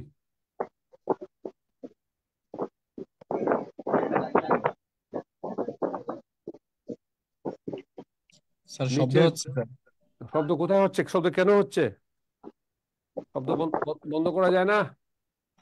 স্যার কারো হয়তো স্পিকার অন আছে, ওইটা শব্দ হচ্ছে অন্য কারো কাছ থেকে সম্ভবত। ও আচ্ছা, তা সবাই স্পিকার বন্ধ করো। তোমরা কি প্রশ্নটা পড়তে পারছো? প্রশ্নটা পড়তে পারছো? নিচের কোনটি অল্প প্রাণ অঘোষ ধ্বনি? হ্যাঁ, নিচের কোনটি অল্প প্রাণ অঘোষ ধ্বনি? দেখো, স্যার ক খ। না না না, এই উত্তর না, এটা উত্তর না, এটা সিরিয়াল সিরিয়াল সিরিয়াল সিরিয়াল। এটা সিরিয়াল। উত্তরটা আমি লিখছি এখন। এই যে এটা পরীক্ষায় আসছিল, 25তম বিসিএসে আসছিল, 25তম বিসিএসে আসছিল, এরপরে আবার আবার কখন যেন আসছে দেখছি। এই যে উত্তর ছিল চ, এই যে উত্তর ছিল এটা, চ। এখন এই জাতীয় প্রশ্নের উত্তর বোঝার জন্য কিন্তু একটা টেকনিক আছে, সেটা হলো এরকম, নিচের কোনটি অল্প প্রাণ, এই কথা পড়ার পরে পরে কি বলছে এটা দেখবা না, চট করে অপশনে চলে আসতে হবে। অপশনে এসে বের করতে হবে অল্প প্রাণ, নিচের কোনটি অল্প প্রাণ, অপশনে চলে আসবা, মনে করবা অল্প প্রাণ তো বিজোড় সংখ্যা। বলো, অল্প প্রাণ কি? বিজোড় সংখ্যা। তাহলে চ বিজোড় পড়ছে না? জি স্যার। ছটা, ধরো ধরো এখানে পাইলা 5, এখানে পাইলা 3, এখানে পাইলা 1, তাহলে তো চ পাইয়া চ গেল অল্প প্রাণ। এরপরে কি বলছে? অঘুষ। অঘুষ কে? যে ঘুষ খায় না, যে প্রথম, ঘুষ দ্বিতীয়। ঘুষ ঘুষ কে খায় না, প্রথম আর দ্বিতীয়। তাহলে জি স্যার। এই যে চ হইলো প্রথম, তাহলে উত্তর উত্তর হলো চ। চ। আমাকে বলো, কথা কি বুঝছো না বুঝো নাই? জি স্যার। তবে একটা কথা মাথায় রাখতে হবে, এই দুইটা জিনিস একসাথে খোঁজা যাবে না। অর্থাৎ বলা যাবে না অল্প প্রাণ অঘুষ, অল্প প্রাণ অঘুষ, এভাবে করলে কিন্তু খুঁজে পাবে না, মাথা গরম হয়ে যাবে। একটা নিশ্চিত হয়ে আর একটা সময় লাগবে না। নিচে কোনটি অল্প প্রাণ, চট করে এসে পড়বে অপশনে, অল্প প্রাণ বের করে ফেলবা। তারপরে কি বলছে দেখবা, অঘুষ, ও অঘুষ তো ঘুষ খায় না, তো ঘুষ খায় না তো 1 আর 2, তাহলে এই যে এক, এই যে উত্তর চ। যদি বুঝে থাকো উত্তরটা, তাহলে আমাকে বলো, তোমাদের পরীক্ষায় প্রশ্ন এলো, নিচের কোনটি মহাপ্রাণ ঘুষ ধ্বনি? বলো তো উত্তর কোথায় আছে, বলো। এবার বুঝবো কে ভালো করে বুঝতে পারছে। এটা তোমাদের পরীক্ষার প্রশ্ন। ধরো তোমাদের পরীক্ষায় যায় দেখলে প্রশ্নটা আসছে, নিচের কোনটি মহাপ্রাণ ঘুষ ধ্বনি? বলো উত্তর, স্যার উত্তর এটা কোথায় আছে হচ্ছে, বলো। উত্তর কোথায়, তাড়াতাড়ি বলো। স্যার এটা তো চতুর্থ বর্গের বর্ণগুলো। Yes, yes yes. তুমি যে বললে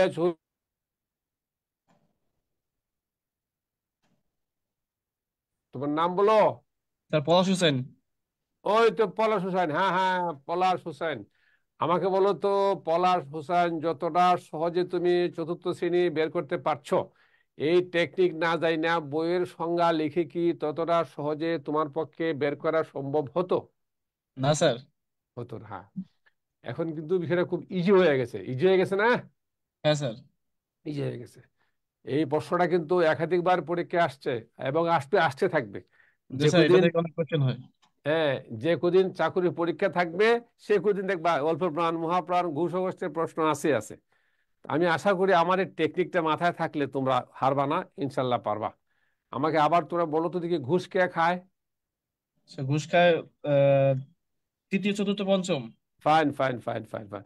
ঘুষ খায় না? প্রথম দ্বিতীয়। আচ্ছা, জুর সংখ্যা? জোড় সংখ্যা হলো দ্বিতীয় চতুর্থ। মহাপ্রাণ। না না, মহাপ্রাণ। হ্যাঁ মহাপ্রাণ। মহাপ্রাণ। আর বিজুর সংখ্যা? অল্প অল্প প্রাণ। প্রাণ। বাস বাস বাস।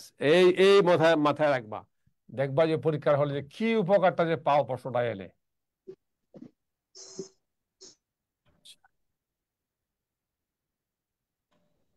তার বর্ণগুলা কি এইভাবে মুখস্থ করব যে প্রথম বর্গের বর্ণ হচ্ছে ক, চ, ট, ত, প এইভাবে?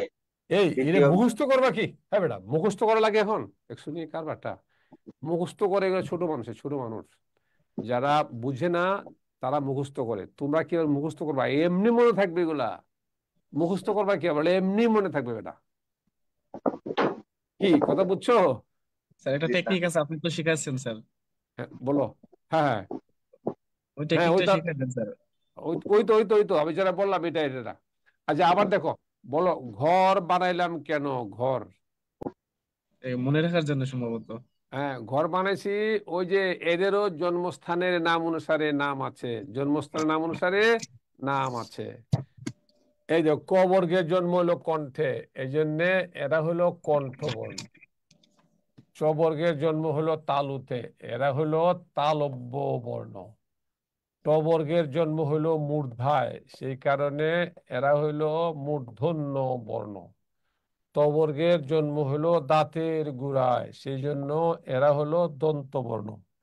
প বর্গের জন্ম হইলো ওষ্ঠে, এরা হইলো উষ্ঠ বর্ণ। এরা হইলো উষ্ঠ বর্ণ।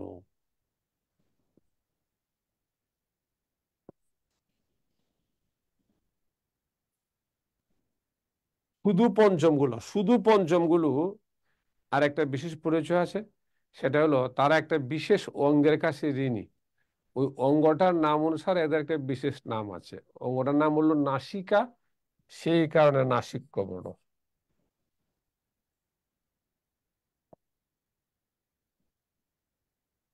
নাসিক্য বর্ণ পঞ্চমগুলো হলো নাসিক্য বর্ণ। বলো, কথাটা কি পরিষ্কার হলো?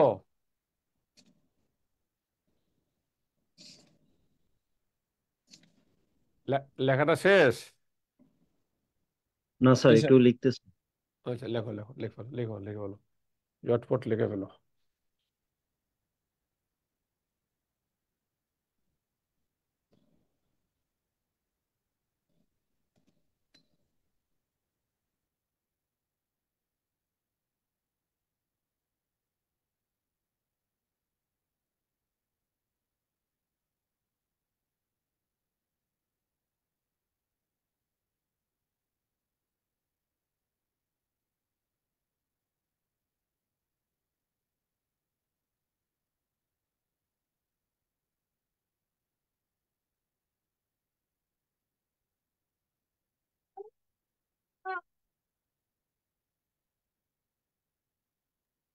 স্যার এতক্ষণ আমরা পড়ছি হচ্ছে ভার্টিক্যালি, এবার আমরা পড়বো হচ্ছে হরিজন্টালি। তার মানে ক, খ, গ, ঘ, ঙ এগুলো হচ্ছে কণ্ঠবর্ণ, তাই না? কণ্ঠবর্ণ, এইভাবে হ্যাঁ। হ্যাঁ বলো, আমি সেটা বলি না।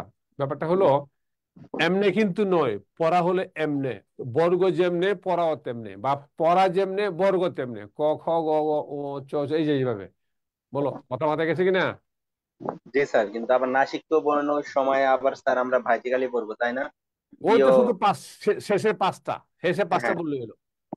শেষে পাঁচটা, ই ও মধ্যে ম, শেষে পাঁচটা। জি স্যার। বুঝলে? এবার এবার পলাশ বলো তো দেখি, এই বর্ণগুলোর সর্বসাকুল্যে কতটা স্যার পরিচয় পাইছি পঞ্চমটা আমরা? স্যার কি বলছিলেন স্যার, একটু যদি আবার বলতেন। নাসিক্য বর্ণ, ওরা ওই যে নাকের সাহায্য ছাড়া এরা, মানে নাক দিয়ে, এই বর্ণগুলোর উচ্চারণকালে নাক দিয়ে 90% বাতাস নাক দিয়ে বের হয়। ও, এই দেখো, উ, এই যে নাক বন্ধ করলে উ আর বলা যায় না, বুঝছো? এই জন্য এদেরকে নাসিক্য বর্ণ বলে।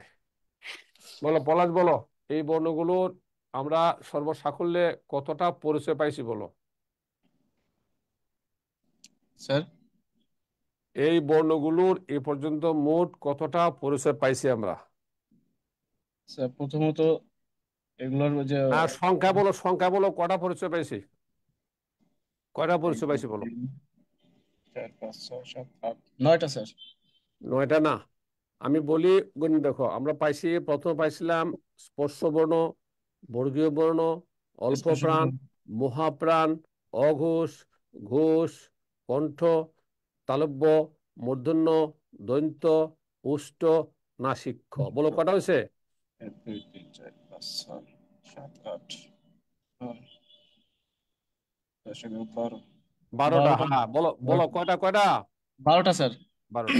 এই 12টা পরিচয় আমাকে বলো তো তোমাদের কাছে পরিষ্কার হয়েছে কিনা। এই 12 পরিচয় থেকে বহু প্রশ্ন, বহু চাকরির পরীক্ষা আসছে। আজকে বাসায় গিয়ে পুরনো প্রশ্ন নিয়ে ঘাটাঘাটি করে দেখবে, তাহলে পাবে। হয়ে গেল আমাদের বর্গীয় বর্ণের পরিচয়। এবার যাব আমরা বর্গের বাহিরের বর্ণগুলো। দেখো,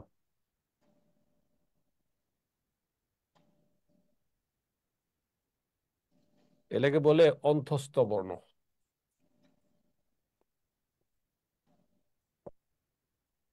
অন্তস্থ বর্ণ, অন্তস্থ বর্ণ, অন্তস্থ কথার অর্থ হলো মাঝামাঝি। অন্যান্য বর্গের উচ্চারণ স্থানের মাঝামাঝি স্থান থেকে এরা উচ্চারিত হয়, এই জন্য এদেরকে বলে অন্তস্থ বর্ণ।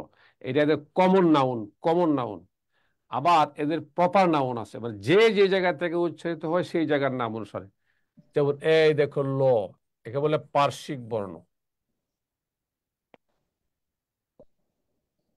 পার্শ্বিক বর্ণ।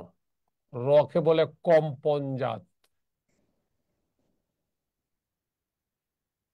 বলে কম্পনজাত বর্ণ। বয়ের এমন কোনো নাম নেই, কেন নেই উত্তরটা পরে পাইবা। যকে বলে তালব্য বর্ণ, তালব্য বর্ণ। বলো নামগুলা কি লেখা হয়েছে? অন্তস্থ বর্ণ এদের কমন নাউন।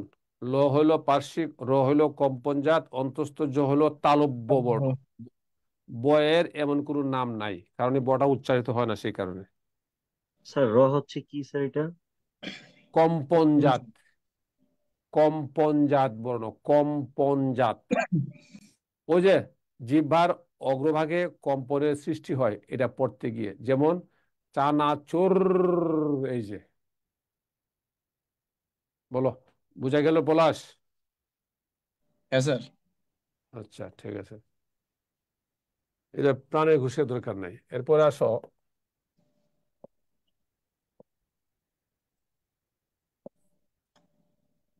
স্যার বটা কিছু না স্যার?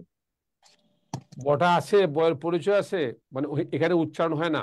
উচ্চারণটা কেন হয় না, মানে এর এমন কোনো নাম নাই। নাম নাই কেন, তার উচ্চারণ পরে বুঝতে পারো উচ্চারণ হয় না এই কারণে। এই বটার এমন কোনো নাম নাই, অন্তস্থ বর্ণ ব, কিন্তু নাম নাই। নামটা কেন নাই? উচ্চারণ অনুসারে তার নাম নাই। তার নাম এই জন্য নাই, সে ব্যবহারকালে উচ্চারিত হয় না। দেখবা, একটু পরে দেখবা।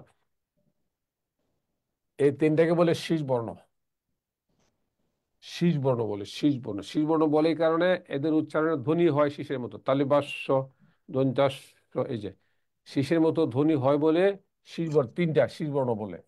তালব্য দন্তস্ব মূর্ধন্য ষ।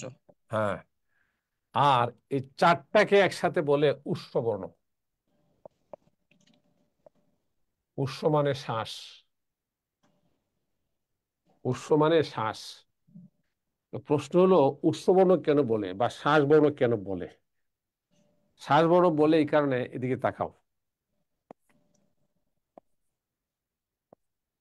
শব্দটা প্রেম, বলো শব্দটা কি লিখছি? প্রেম।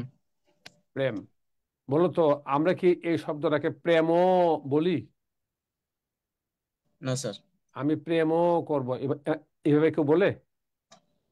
না না, স্যার। বলে না। এর মানে ওই মর সাথে যে অ আছে, এই অটা কাট হয়ে গেছে, কাট মানে ও নাই। প্রেম, প্রেম ও ওটা নাই। ব্যঞ্জন ধ্বনি বর্ণগুলোর উচ্চারণের একটা স্বাভাবিক বৈশিষ্ট্য হলো ওই শেষের ওটা থাকে না। কিন্তু এই যে চারটা বর্ণ আছে, এই চারটা বর্ণের উচ্চারণকালে এদের শেষের যে ও ধ্বনি আছে, এটা কখনোই কাট হয় না, কখনোই কাট হয় না। এটা যতক্ষণ ভেতরে উৎস বা শ্বাস থাকে ততক্ষণ টেনে যাওয়া যায়। আমাকে বলো তো দেখি, এটা কি লেখছি বলো তো? এটা ইস। ইস। ইস। তুমি দেখো তো, ওই প্রেম বললে যখন ম বললে কাট হয়ে যায় ধ্বনিরা, ইস বললে কি কাট হয়? না স্যার, কিছুক্ষণ থাকে এটা। কিছুক্ষণ না, যতক্ষণ তোমার ভেতরে শ্বাস থাকবে, সব- ইস, ইস। ইস, জি স্যার। যতক্ষণ শ্বাস থাকবে ততক্ষণই থাকবে, কিছুক্ষণ না। বলো তো দেখি, এটা কি লিখছি? উফ। না, এটা উ হু হু হু হু হু। উ। যতক্ষণ শ্বাস থাকবে ভেতরে ততক্ষণ টানতে পারবা, অসুবিধা নেই। আর কোনো ব্যঞ্জনকে এইভাবে টানা যাবে না, টানা যাবে না। আমাকে বলো দেখি, এটা এটা এটা এটা এটা কি লিখছি? এটা কি লিখছি? স্যার বোঝা যাচ্ছে না। আসলে এটা লেখা গন্ডগোলে হয়ে যায়। আমাকে বলো দেখি, এটা মন। এই তো মন। তুমি কি মনো পড়বা? মনো, না স্যার। ওই যে শেষের অ কাট হয়ে গেছে, এটা উচ্চারণ করা যাবে না। বলো, কথাটা মাথায় গেছে ভালো করে? জি স্যার। আচ্ছা, এই জন্যই এই চারটা বর্ণকে উৎস বর্ণ বলে বা শ্বাস বর্ণ বলে। বলো তো, ঘরের ভেতর কাকে দেখা যাচ্ছে? হ। হ। এই হ হলো মহাঘুষ্কুর বর্ণ, মহাঘুষ্কুর বর্ণ। মহাঘুষ্কুর মানে কি বলো? মহাপ্রাণ ঘুষ, মহাপুরুষ, মহাপ্রান্তরী। মহাপ্রাণ ঘুষ। হে হইল মহাপ্রাণ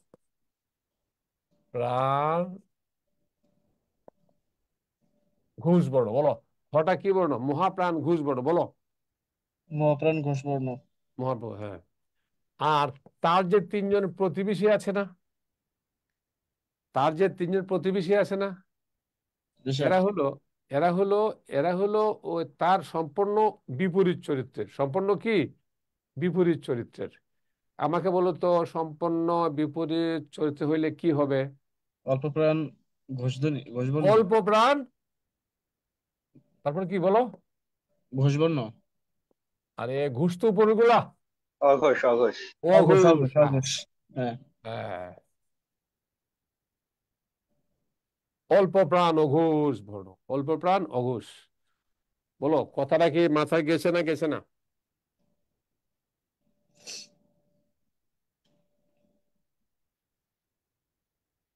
বলো, ব্যাপারটা ক্লিয়ার কিনা? ব্যাপারটা ক্লিয়ার কিনা? জি ক্লিয়ার স্যার। স্যার। ভালো করে না মন্দ করে? ভালো করে। হুম। ভালো করে যদি না যায় তাহলে মনে পরীক্ষা হলে যেয়ে কাজে লাগাতে পারবা না। এটা ভালো করে মাথায় যেতে হবে, ভালো করে, তাহলে পরীক্ষা হলে গিয়ে পারবা। আর আচ্ছা বলো দেখি, বলো পলাশ, তোমরা যে এগুলো বইয়ে পড়ছো, এগুলো বইয়ে পড়ো নাই? বইয়ে পড়ছো। বলো তো, বইয়ে পড়ে কি এগুলো এরকম ক্লিয়ার বা ফকফকা হয়েছে? না বইয়ে যে স্যার। পড়ছো, এখন না স্যার। এখন এখন হয়েছে, এখন হয়েছে না? জি স্যার, আলহামদুলিল্লাহ স্যার।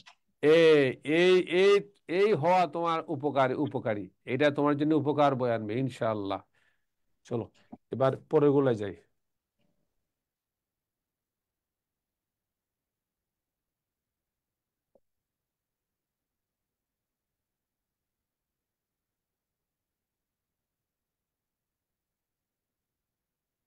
এই দুইটাকে বলে তারণ জাত বর্ণ, তারণ জাত।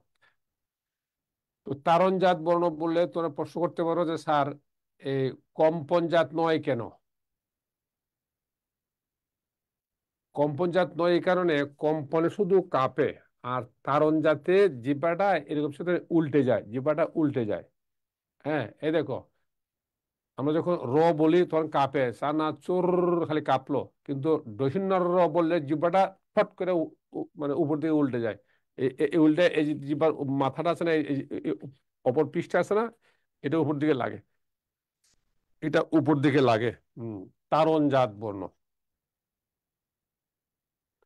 এদের আবার প্রাণের ঘুষের ব্যাপার আছে, মাথায় রাখবা, প্রাণের ঘুষের ব্যাপার আছে।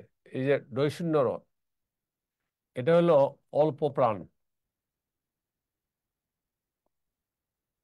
অল্প প্রাণ ঘুষ বর্ণ। এটা হলো মহাপ্রাণ, মহাপ্রাণ ঘুষ বর্ণ। ডয়শূন্য র অল্প প্রাণ ঘুষ বর্ণ, আর ঢয়ে শূন্য হলো মহাপ্রাণ ঘুষ বর্ণ। মাথায় করে রাখো, ইম্পর্টেন্ট জিনিস, ইম্পর্টেন্ট ইম্পর্টেন্ট। বলো, হয়েছে হয়েছে, বিষয়টা ক্লিয়ার ক্লিয়ার হয়েছে?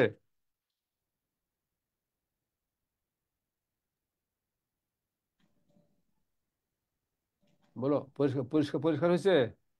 জি স্যার। স্যার দুইটাই তো ঘোষ বর্ণ। হ্যাঁ, দুইটাই ঘুষ বলো। আচ্ছা, কেন ঘুষ? এই যে শোনো শোনো শোনো, এবার একটা একটা ইজি করে দেয়, শোনো শোনো। এই দেখো, বলো তো, যদি এর নিচ থেকে এই ফুটাখানা মুছে দিই, তাহলে এই ফুটা দুইখানা মুছলে তারা কি হয় বলো তো? বলো, তাড়াতাড়ি বলো। স্যার, বর্গের তৃতীয় এবং চতুর্থ বর্ণ। হ্যাঁ, ড ড, তৃতীয় তৃতীয় চতুর্থ হয়, ফাইন। যে তৃতীয় চতুর্থ হলে, এবার দেখো, আমরা ঘুষ কেন বলি? এটা এটা এটা কেন ঘুষ খায়? 3 4 5-এ ঘুষ খায়, 3 জি স্যার। 4 5-এ ঘুষ খায়, এই জন্য ঘুষ বর্ণ। আর বিজুর সংখ্যা অল্প প্রাণ, এটা জুর সংখ্যা, তাই এটা মহাপ্রাণ। ওই ড ঢ ধরে চিন্তা করলে তুমি সহজে বের করতে পারবে আরো। বলো, কথা বুঝতে পারছো? আসলে কিন্তু ডয়শূন্য র ঢয় শূন্য র এরা ড আর ঢ, বুঝছো? ডয়শূন্য র জি স্যার। ডয়শূন্য আসলে কি? ড আর ঢ, ড আর ঢ। বলো, কথাটা কি পরিষ্কার? জি স্যার। আচ্ছা, এই নাজমুল কোথায় গেছিল রে নাজমুল? স্যার আমার ইলেকট্রিসিটি স্যার প্রবলেম করতেছে তো স্যার, আরে, সমস্যা। স্যার আচ্ছা, পরে দেখে নিবো স্যার ক্লাসটা।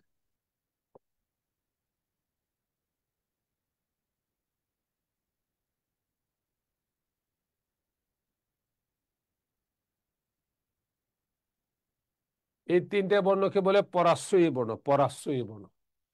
এদের আরেকটা নাম আছে,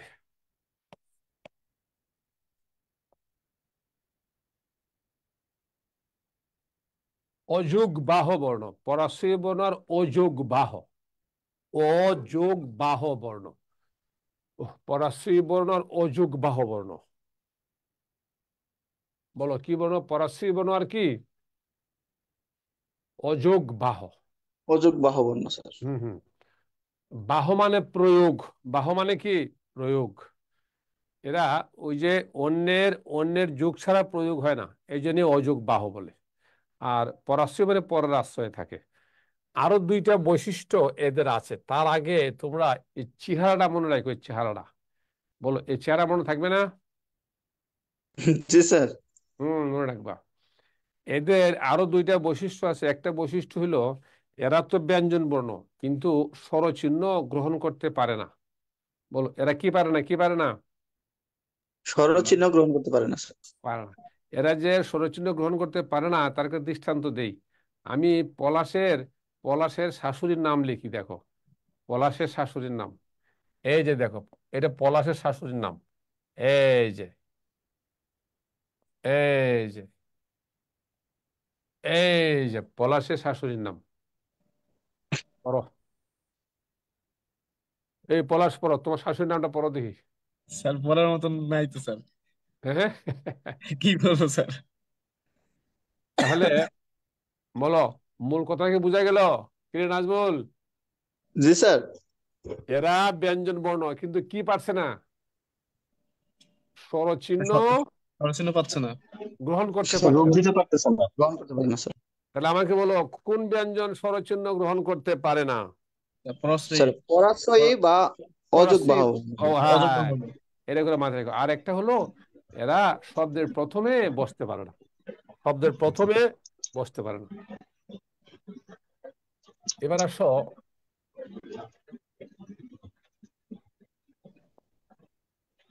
এবার আসো মৌলিক বর্ণ, মৌলিক বর্ণ, মৌলিক বর্ণ। মৌলিক বর্ণ, অর্থাৎ আমাদের বর্ণমালায় মৌলিক বর্ণ কয়টা? আমাদের বর্ণমালায় মৌলিক বর্ণের সংখ্যা হলো 37টা। বলো কয়টা কয়টা? 37। 35টি স্যার। 37টা বইয়ে লেখা দেখছো তোমরা, কিন্তু 37টা কিভাবে হলো এই হিসাবটা কোথাও পাইছো? আজকে সকালে মেবি স্যার আপনি বলছিলেন। না না, বলে নাই, বলে নাই, সকালে বলে নাই। 37টা 30টা 37টা 7টা না স্যার? হ্যাঁ, 30টা 7টা এরকম বলছিলেন যে সরো। খালি বললে তো হবে না, এটা কিভাবে হলে বুঝতে হবে তো। আমি দেখাই, দেখো দেখো দেখো, তাড়াতাড়ি দেখো, তাড়াতাড়ি তাড়াতাড়ি তাড়াতাড়ি। এই যে 3টা বর্ণ লিখছি না, এই 3টা বর্ণ মূলত একই উচ্চারণের 3 রূপ। এই 3টা বর্ণ কি একই উচ্চারণের 3 রূপ। একই উচ্চারণ কি করে হইলো? এই যে দৃষ্টান্ত দেখো, এটা কি লিখছি? আশা। এটা কি লিখছি? আশা। এটা কি লিখছি? ভাষা। তাহলে এই যে আশা, আশা, ভাষা, এই স্বর উচ্চারণ কি 3 রকম না একরকম? একই রকম। একই রকম, একরকম স্যার। একই রকমের। তাহলে আবার দেখো, এই যে 2টা বর্ণ দেখছো না, এই 2টা, এই যে এই যে এই যে এই যে এই যে এই দেখো রং, আর এই যে রং, দেখছো দেখছো দেখছো দেখছো, উচ্চারণ জি একই। স্যার। একই উচ্চারণ। তাহলে এই 2টারও একই উচ্চারণ। তারপর দেখো এই যে মূর্ধন্য আর দন্তান্ন, এই যে এই যে এই যে এই যে এই যে এই যে মন আর এই যে মন, বলো তো উচ্চারণ কি একরকম না 2 রকম? উচ্চারণ স্যার একই স্যার। এই 2টারও একই রকম উচ্চারণ। হ্যাঁ, তারপরে বলো তো দেখি, এটা কি লিখছি? এই দেখো বর্গীয় জ অন্তস্থ জ, এই দেখো, এইদিকে তাকালে বুঝবা। এই দেখো, এই এই এই দেখো, যা বলো উচ্চারণ কি একরকম না 3 রকম? একই রকম স্যার। একই স্যার। তাহলে এই 2টার বেলা একই রকম উচ্চারণ। এখানে মোট কয়টা বর্ণ হলো দেখো তো একই উচ্চারণের? 9টা স্যার। 9টা হলো। এই কথা বুঝতে পারছো? এরা মূলত একই উচ্চারণের একাধিক বর্ণ। এই কথা বুঝতে পারছো? এখন এদিকে তাকাও, আমাদের আছে 39টা ব্যঞ্জন বর্ণ। বলো কয়টা কয়টা? 39টা। 39টা। তো 39টার মধ্যে এই যে 9টা আছে, 9টা, এই 9টা বাদ দাও, 30টা থাকে। 30টা থাকে। এই 30টা হলো মৌলিক। মৌলিক মানে কি? মৌলিক মানে এদিকে তাকাও, বলো তো এই বর্ণটা কি লিখছি? ক। এখন তুমি এই যে কর সমান উচ্চারণের আরেকটা বর্ণ কি বের করতে পারবে? না স্যার। বলো তো দেখি, এটা এটা কি লিখছি? চ। চ। চর সমান উচ্চারণের আরেকটা বর্ণ কি বের করতে পারবে? না স্যার। বলো তো এটা কি লিখছি? ম। ম। এর সমান উচ্চারণের আরেকটা বর্ণ বের করতে পারবে? না স্যার। ওই শুধু ওই 9টায় আছে, 9টায় সমান উচ্চারণের। তাহলে যদি একটার আরেকটা সময় উচ্চারিত বর্ণ বের না হওয়া যায়, তাহলে এর মানে কি? এর মানে হলো এরা মৌলিক। বলে এরা মানে কি? এরা মানে কি? মৌলিক। মৌলিক স্যার। মৌলিক। তাহলে ওই 30টা হলো মৌলিক, আর ওই 7টা অমৌলিক। এই সরি, 9টা 9টা 9টা স্যার। 9টা। এই 9টা হলো অমৌলিক, কারণ এরা মৌলিক না, এদের যৌগিক একটা স্যার। সমান উচ্চারণে আরেকটা আছে। কি কথা বুঝতে পারছো কিনা? জি স্যার। এদের জি হলো স্যার। সমান উচ্চারণের আরেকটা আছে। এরা মৌলিক হতে পারে না। মৌলিক সেই হবে যার আরেকটা সমান উচ্চারণের নাই, এবং বাকি 30টা নাই। তাহলে এরা হলো মৌলিক। আর পরে পাইছিলাম 7টা, এই হলো 37টা। আমাকে বলো তো হিসাবটা বোঝা গেল কিনা? জি স্যার। 37টা বইয়ে তোমরা দেখছো, কিন্তু হিসাব কি কোথাও এরকম হিসাব কোথাও দেওয়া আছে? স্যার এরকম এটা হিসাব? 9টা না স্যার? হ্যাঁ, 9টা অমৌলিক 9টা। হ্যাঁ হ্যাঁ, তাহলে টোটাল 9টা আলোচনা করছি। মৌলিক বর্ণ 30টা আর তাহলে কি মৌলিক বলতে পারি স্যার, বর্ণ মৌলিক 30টা, হচ্ছে 37টি আর অমৌলিক হচ্ছে 9টি, 9টি। হ্যাঁ হ্যাঁ, মৌলিক হলো আর 30টা, মৌলিক অমৌলিক হলো 37। 9টা। আর স্বরে হলো 7টা, ব্যঞ্জনে হলো 30টা, মোট 37টা। আর টোটাল 37টা। হ্যাঁ, বাকি যে 9টা আছে, ওই 9টা কি? এটা অমৌলিক, এটা মৌলিক না। এই কথাটা কি মাথায় গেল?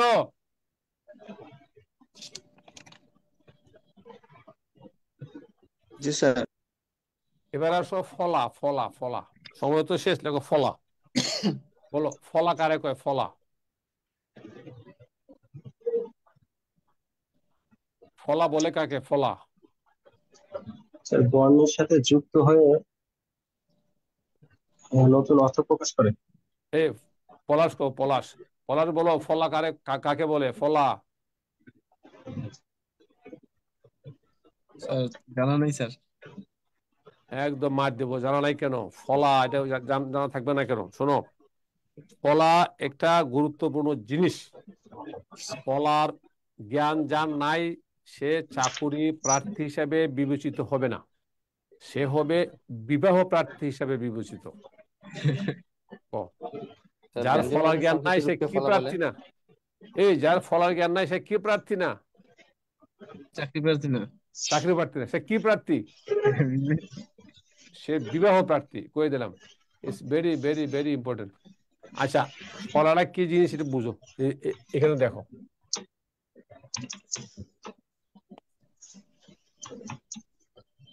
কদক নতুনের সব এর ভেতরে কি আছে বলো তো?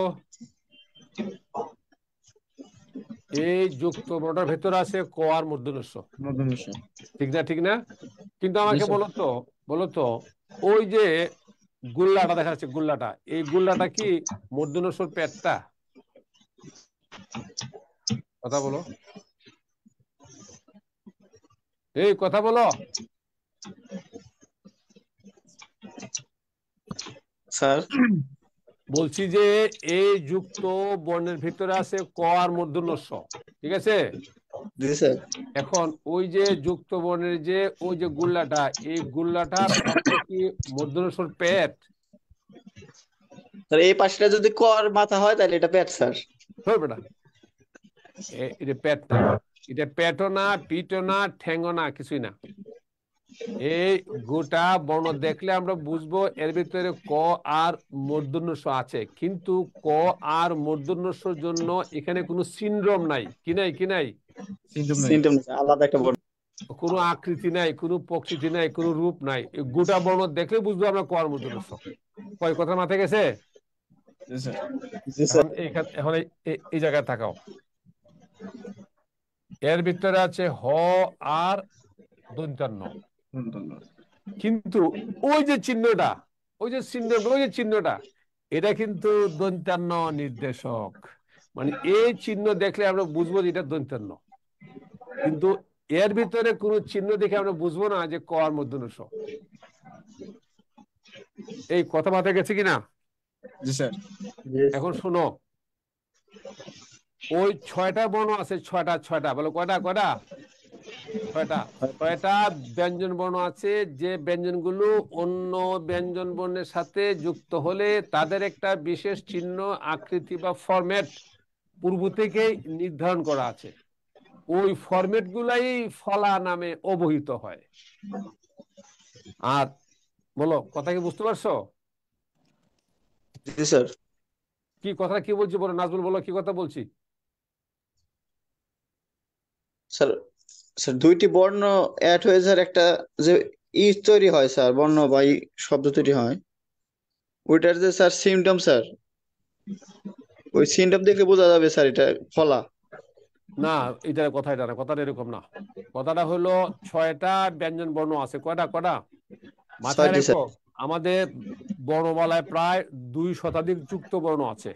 হ্যাঁ, কিন্তু মাথায় রাখবা এর মধ্যে 6টা যুক্ত বর্ণ আছে। তারা যখন অন্য ব্যঞ্জনের সাথে যুক্ত হয় তখন তাদের একটা বিশেষ আকৃতি, একটা ফরম্যাট তৈরি হয়। তৈরি হয় মানে আগেতেই তৈরি করা আছে। ওই যে ফরম্যাট গুলো, ওই যে রূপগুলো, এই যে চিহ্নগুলো, এরা হলো ফলা। তুমি কথা লেখো, লেখো, লেখো, লেখো। ব্যঞ্জন বর্ণের সাথে ব্যঞ্জন বর্ণ যুক্ত হলে লেখো, আগে লেখো, এখন আমি দেখাই দিই। লেখো, ব্যঞ্জন বর্ণের সাথে ব্যঞ্জন বর্ণ যুক্ত হলে। তোমরা কি লিখতেছো? লিখতেছো? জি স্যার। জি জি স্যার। ব্যঞ্জন বর্ণের সাথে ব্যঞ্জন বর্ণ যুক্ত হলে 6টি যুক্ত ব্যঞ্জনের জন্য লেখো, 6টি যুক্ত ব্যঞ্জনের জন্য লেখো, 6টি যুক্ত ব্যঞ্জনের জন্য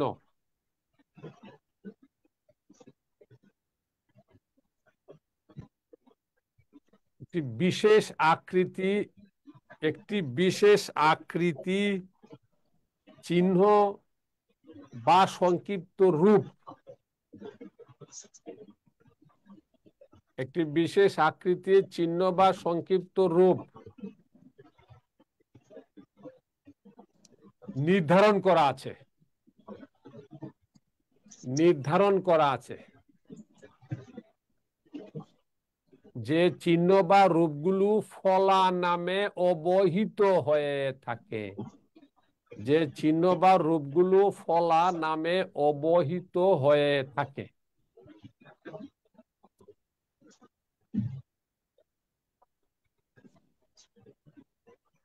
লেখছো লেখছো লেখছো?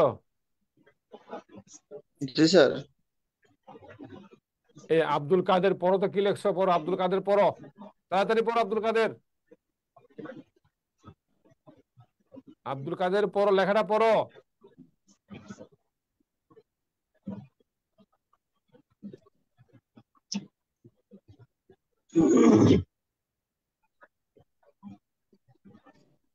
আচ্ছা, আব্দুল কাদের কি বললো আমি ভালো বুঝি নাই। এই প্রিন্স পড়ো, প্রিন্স, প্রিন্স আল ফাহাদ পড়ো। স্যার আমি লিখি নাই স্যার। লেখো না কেন? লিখবা না, এটা একটু কথা হলো বেটা, ধর বেটা। এই আমি যে পড়তে বলছি এই কারণে পড়তে বলছি, আমি তো চোখে দেখি নাই তোমার লেখকে লেখো নাই, এটা টেস্ট করলাম, দেখি কে কে লেখলো। কেন এটা লিখতে হবে না? It's very important. ও, ফলার জ্ঞান না থাকলে, যে আমি বললাম যে ফলার জ্ঞান না থাকলে চাকুরি প্রার্থী হবে না। আমি আবার বলি, আচ্ছা এরপরে নাজবুল পড়, নাজবুল। স্যার ব্যঞ্জন বর্ণের সাথে ব্যঞ্জন বর্ণের 6টি যুক্ত ব্যঞ্জন বর্ণ। হ্যাঁ বলো। স্যার ব্যঞ্জন বর্ণের একটি বিশেষ আকৃতি বা চিহ্ন বা সংক্ষিপ্ত রূপ নির্ধারণ করা আছে, যে চিহ্ন বা রূপগুলোকে ফলা নামে অবহিত করা হয়। হ্যাঁ হ্যাঁ হ্যাঁ, আবার বলি 6টি ব্যঞ্জন, 6টি ব্যঞ্জন বর্ণ। হ্যাঁ 6টি। আচ্ছা আমি দেখাই দিই, এখন দেখাই দিতে বুঝবা। লিখতে হবে, তোমরা যারা লেখো নাই, যারা অবহেলা করছো, তারা তো ভয়ঙ্কর ভুল করছো রে বাপু। স্যার লিখছে স্যার। এইবার আমি দেখাই, দেখো।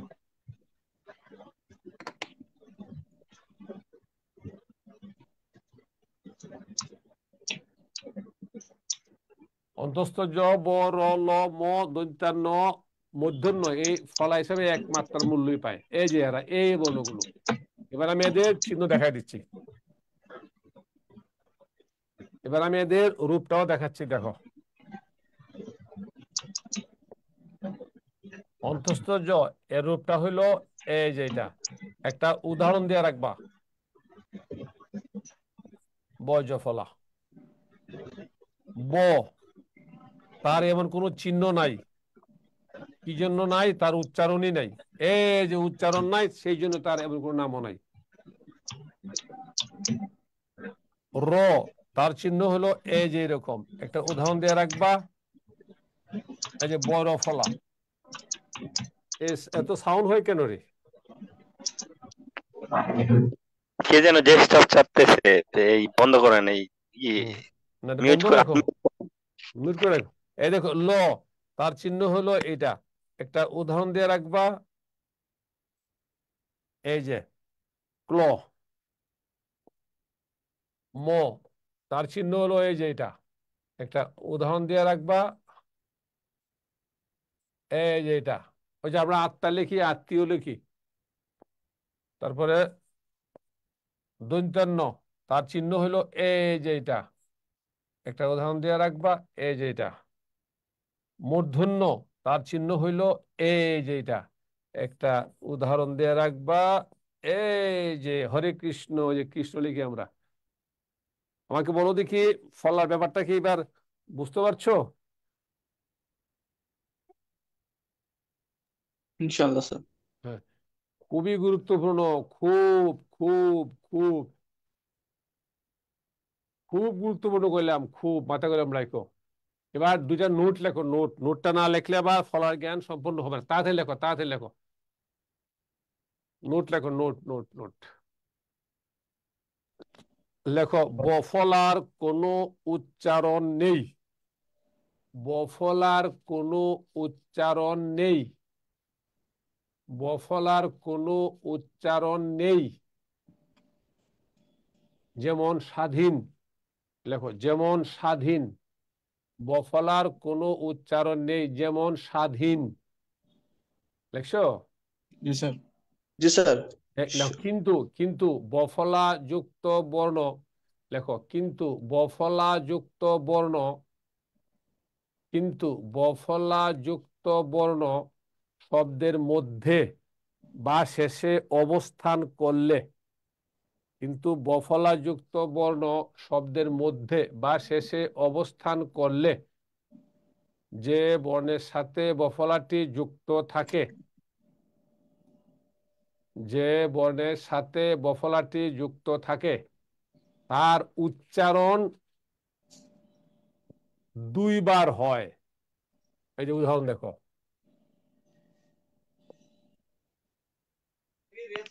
স্যার আরেকবার একটু বলেন।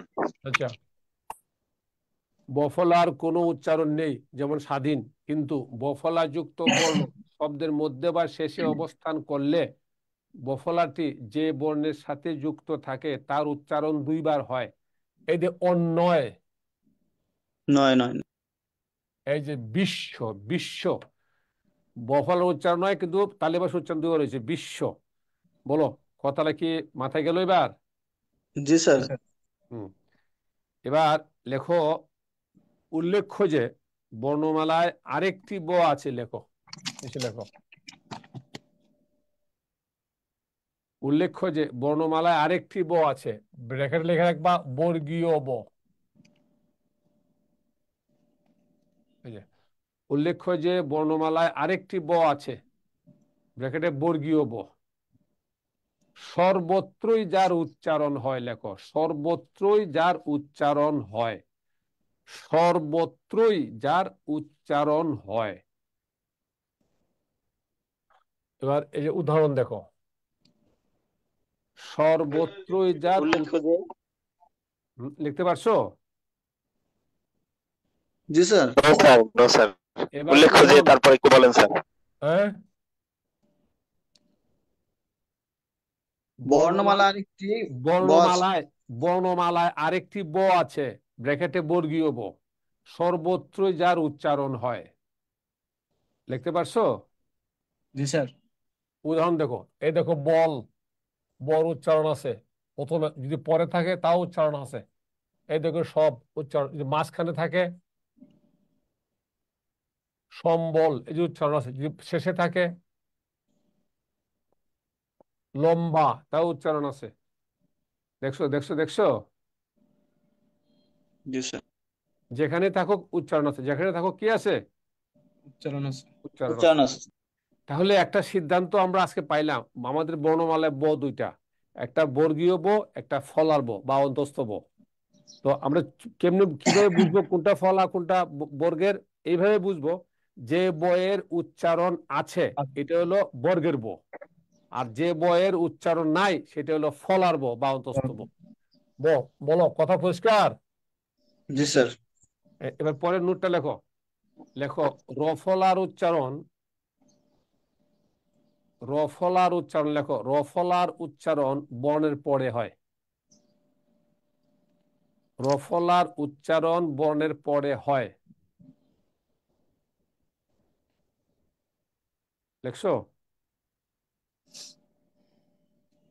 র ফলার উচ্চারণ বর্ণের পরে হয়, কথাটা লেখছো?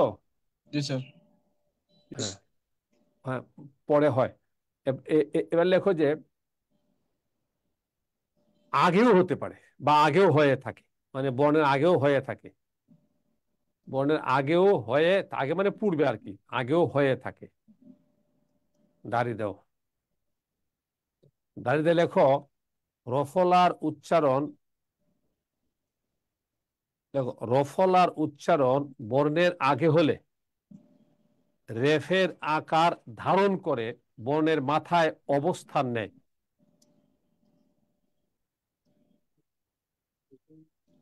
স্যার র ফলার উচ্চারণ, রফলার উচ্চারণ বর্ণের আগে হলে রেফের আকার ধারণ করে, রেফের আকার ধারণ করে বর্ণের মাথায় অবস্থান নেয়। রেফের আকার ধারণ করে বর্ণের মাথায় অবস্থান নেয়। দেখতে পাচ্ছ? এবার উদাহরণটা দেখো, উদাহরণ দেখলে বুঝতে পারবে। এই দেখো, ব এ র ফলা, এর মানে হইলো আগে ব পরে র। একটা উদাহরণ লেখা রাখো, এই যে ব্রহ্ম। আর এই যে দেখো, এই দেখো, এই যে এটা হইলো আগে র পরে ব। একটা উদাহরণ লিখে রাখো, এই যে সর্ব। সর্ব। বলো, কথাটা কি পরিষ্কার হয়েছে? কথাটা পরিষ্কার? জি স্যার। আচ্ছা,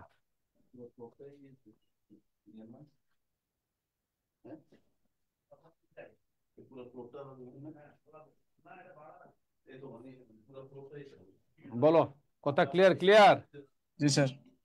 আচ্ছা, তাহলে হ্যাঁ, একটা কথা আছে অনুবর্ণ। লেখো অনুবর্ণ।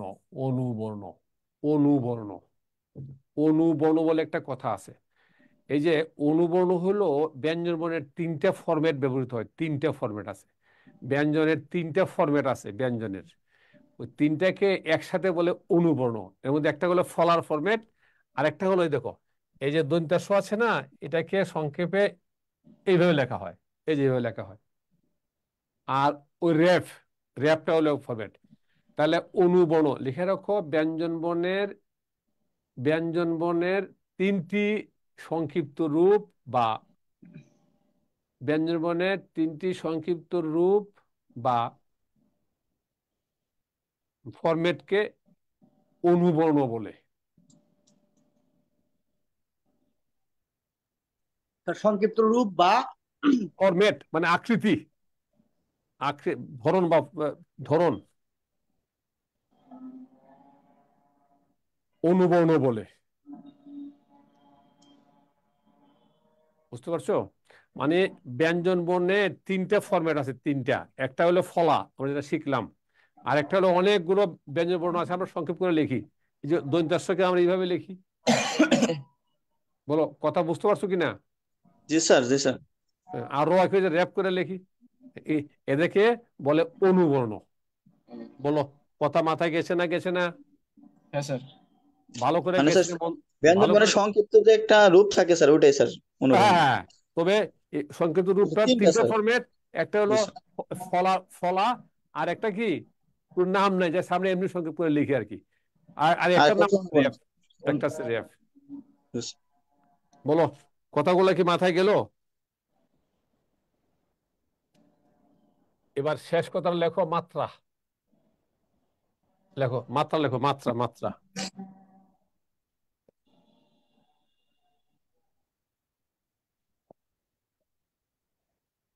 লেখো, পূর্ণ মাত্রার বর্ণ।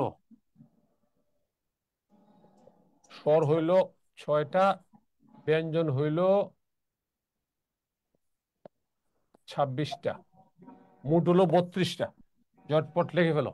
পূর্ণমাত্রার বর্ণ, স্বর হলো 6টা, ব্যঞ্জন 26টা, মোট 32টা।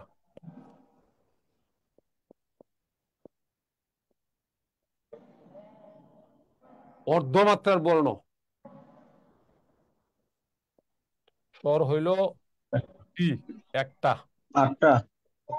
একটা স্বর হইলো একটা, ব্যঞ্জন হইল খ, গ, হ, ধ, মূর্ধন্য, ও আর তালব্য শ।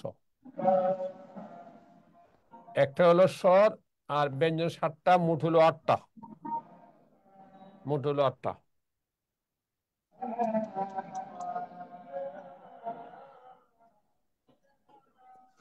মাত্রাবিহীন বর্ণ, মাত্রাবিহীন বর্ণ, স্বর হইল এ, ওই, ও, ও, 4টা। আর ব্যঞ্জন হইল উ, ইয়, অনুস্বর, বিসর্গ, চন্দ্রবিন্দু, খণ্ডত্ব, 6টা। মোট হলো 10টা। মোট হলো 10টা। দেখো লেখাটা হয়েছে। জি স্যার। দিলাম, মুছে দিলাম। না স্যার, একটু। আচ্ছা আচ্ছা, করো।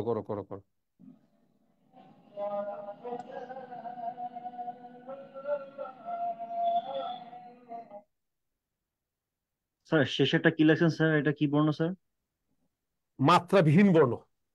Okay sir. সে মাত্রাবিহীন বর্ণ, মাত্রাবিহীন বর্ণ।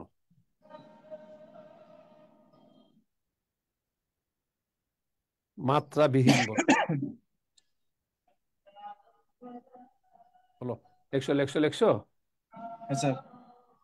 তাহলে তোমাদের সবাইকে thank you. Palash Hossain, Helen, তারপর সুহানা, আব্দুল কাদের, জিএস জয়, লিজা আক্তার, রবিউল হাসান, নাজমুল ইসলাম, ফারজানা, প্রিন্স আল ফাহাদ, রফিকুল ইসলাম, সুরেন মন্ডল। বলো আমার পড়া কেমন লাগছে তোমাদের, বলো। স্যার ভালো স্যার, আলহামদুলিল্লাহ অনেক স্যার ভালো ভালো লাগছে। লাগছে স্যার। অনেক বেশি সুন্দর স্যার। যাও, থ্যাংক ইউ। আমার জন্য দোয়া করবা। আর যেহেতু রমজান মাসে আর ক্লাস তোমাদের সাথে হবে না, সুতরাং ঈদ মুবারক। থ্যাংক ইউ স্যার, ঈদ মোবারক স্যার। তো থ্যাংক ইউ, আসসালামু আলাইকুম। দোয়া স্যার, করবা। হ্যাঁ জি স্যার। মানে আচ্ছা। কম্পিটিটিভ এক্সামের জন্য যদি একটা ভালো একটা বাংলা বই সাজেস্ট করতেন। আপাতত কনফিডেন্স যে বইটা বাই করছে না, এখন বইটা এটাই পড়ো। স্যার অগ্রদূতটা কেমন স্যার? অগ্রদূত হ্যাঁ, নিয়েছিলাম স্যার। এইটা ভালো করে পড়ো, আর আমাদের ক্লাসটা ভালো করে দেখো। এই যা লেখলা, এই দুটো ভালো করে স্যার পড়ো, তুমি স্যার ইনশাআল্লাহ এতে আমাদের কাজ হবে। শীট দেবে না স্যার? শীট সে তো দিবে। এগুলো ওরা জানে, তো আমি বলতে স্যার পারবো, দিবে। স্যার থ্যাংক বাংলার ইউ জন্য তোমাদের, অগ্রদূত নিয়েছিলাম স্যার। Thank you. অগ্রদূত। আসসালামু আলাইকুম আসসালামু আলাইকুম স্যার। স্যার।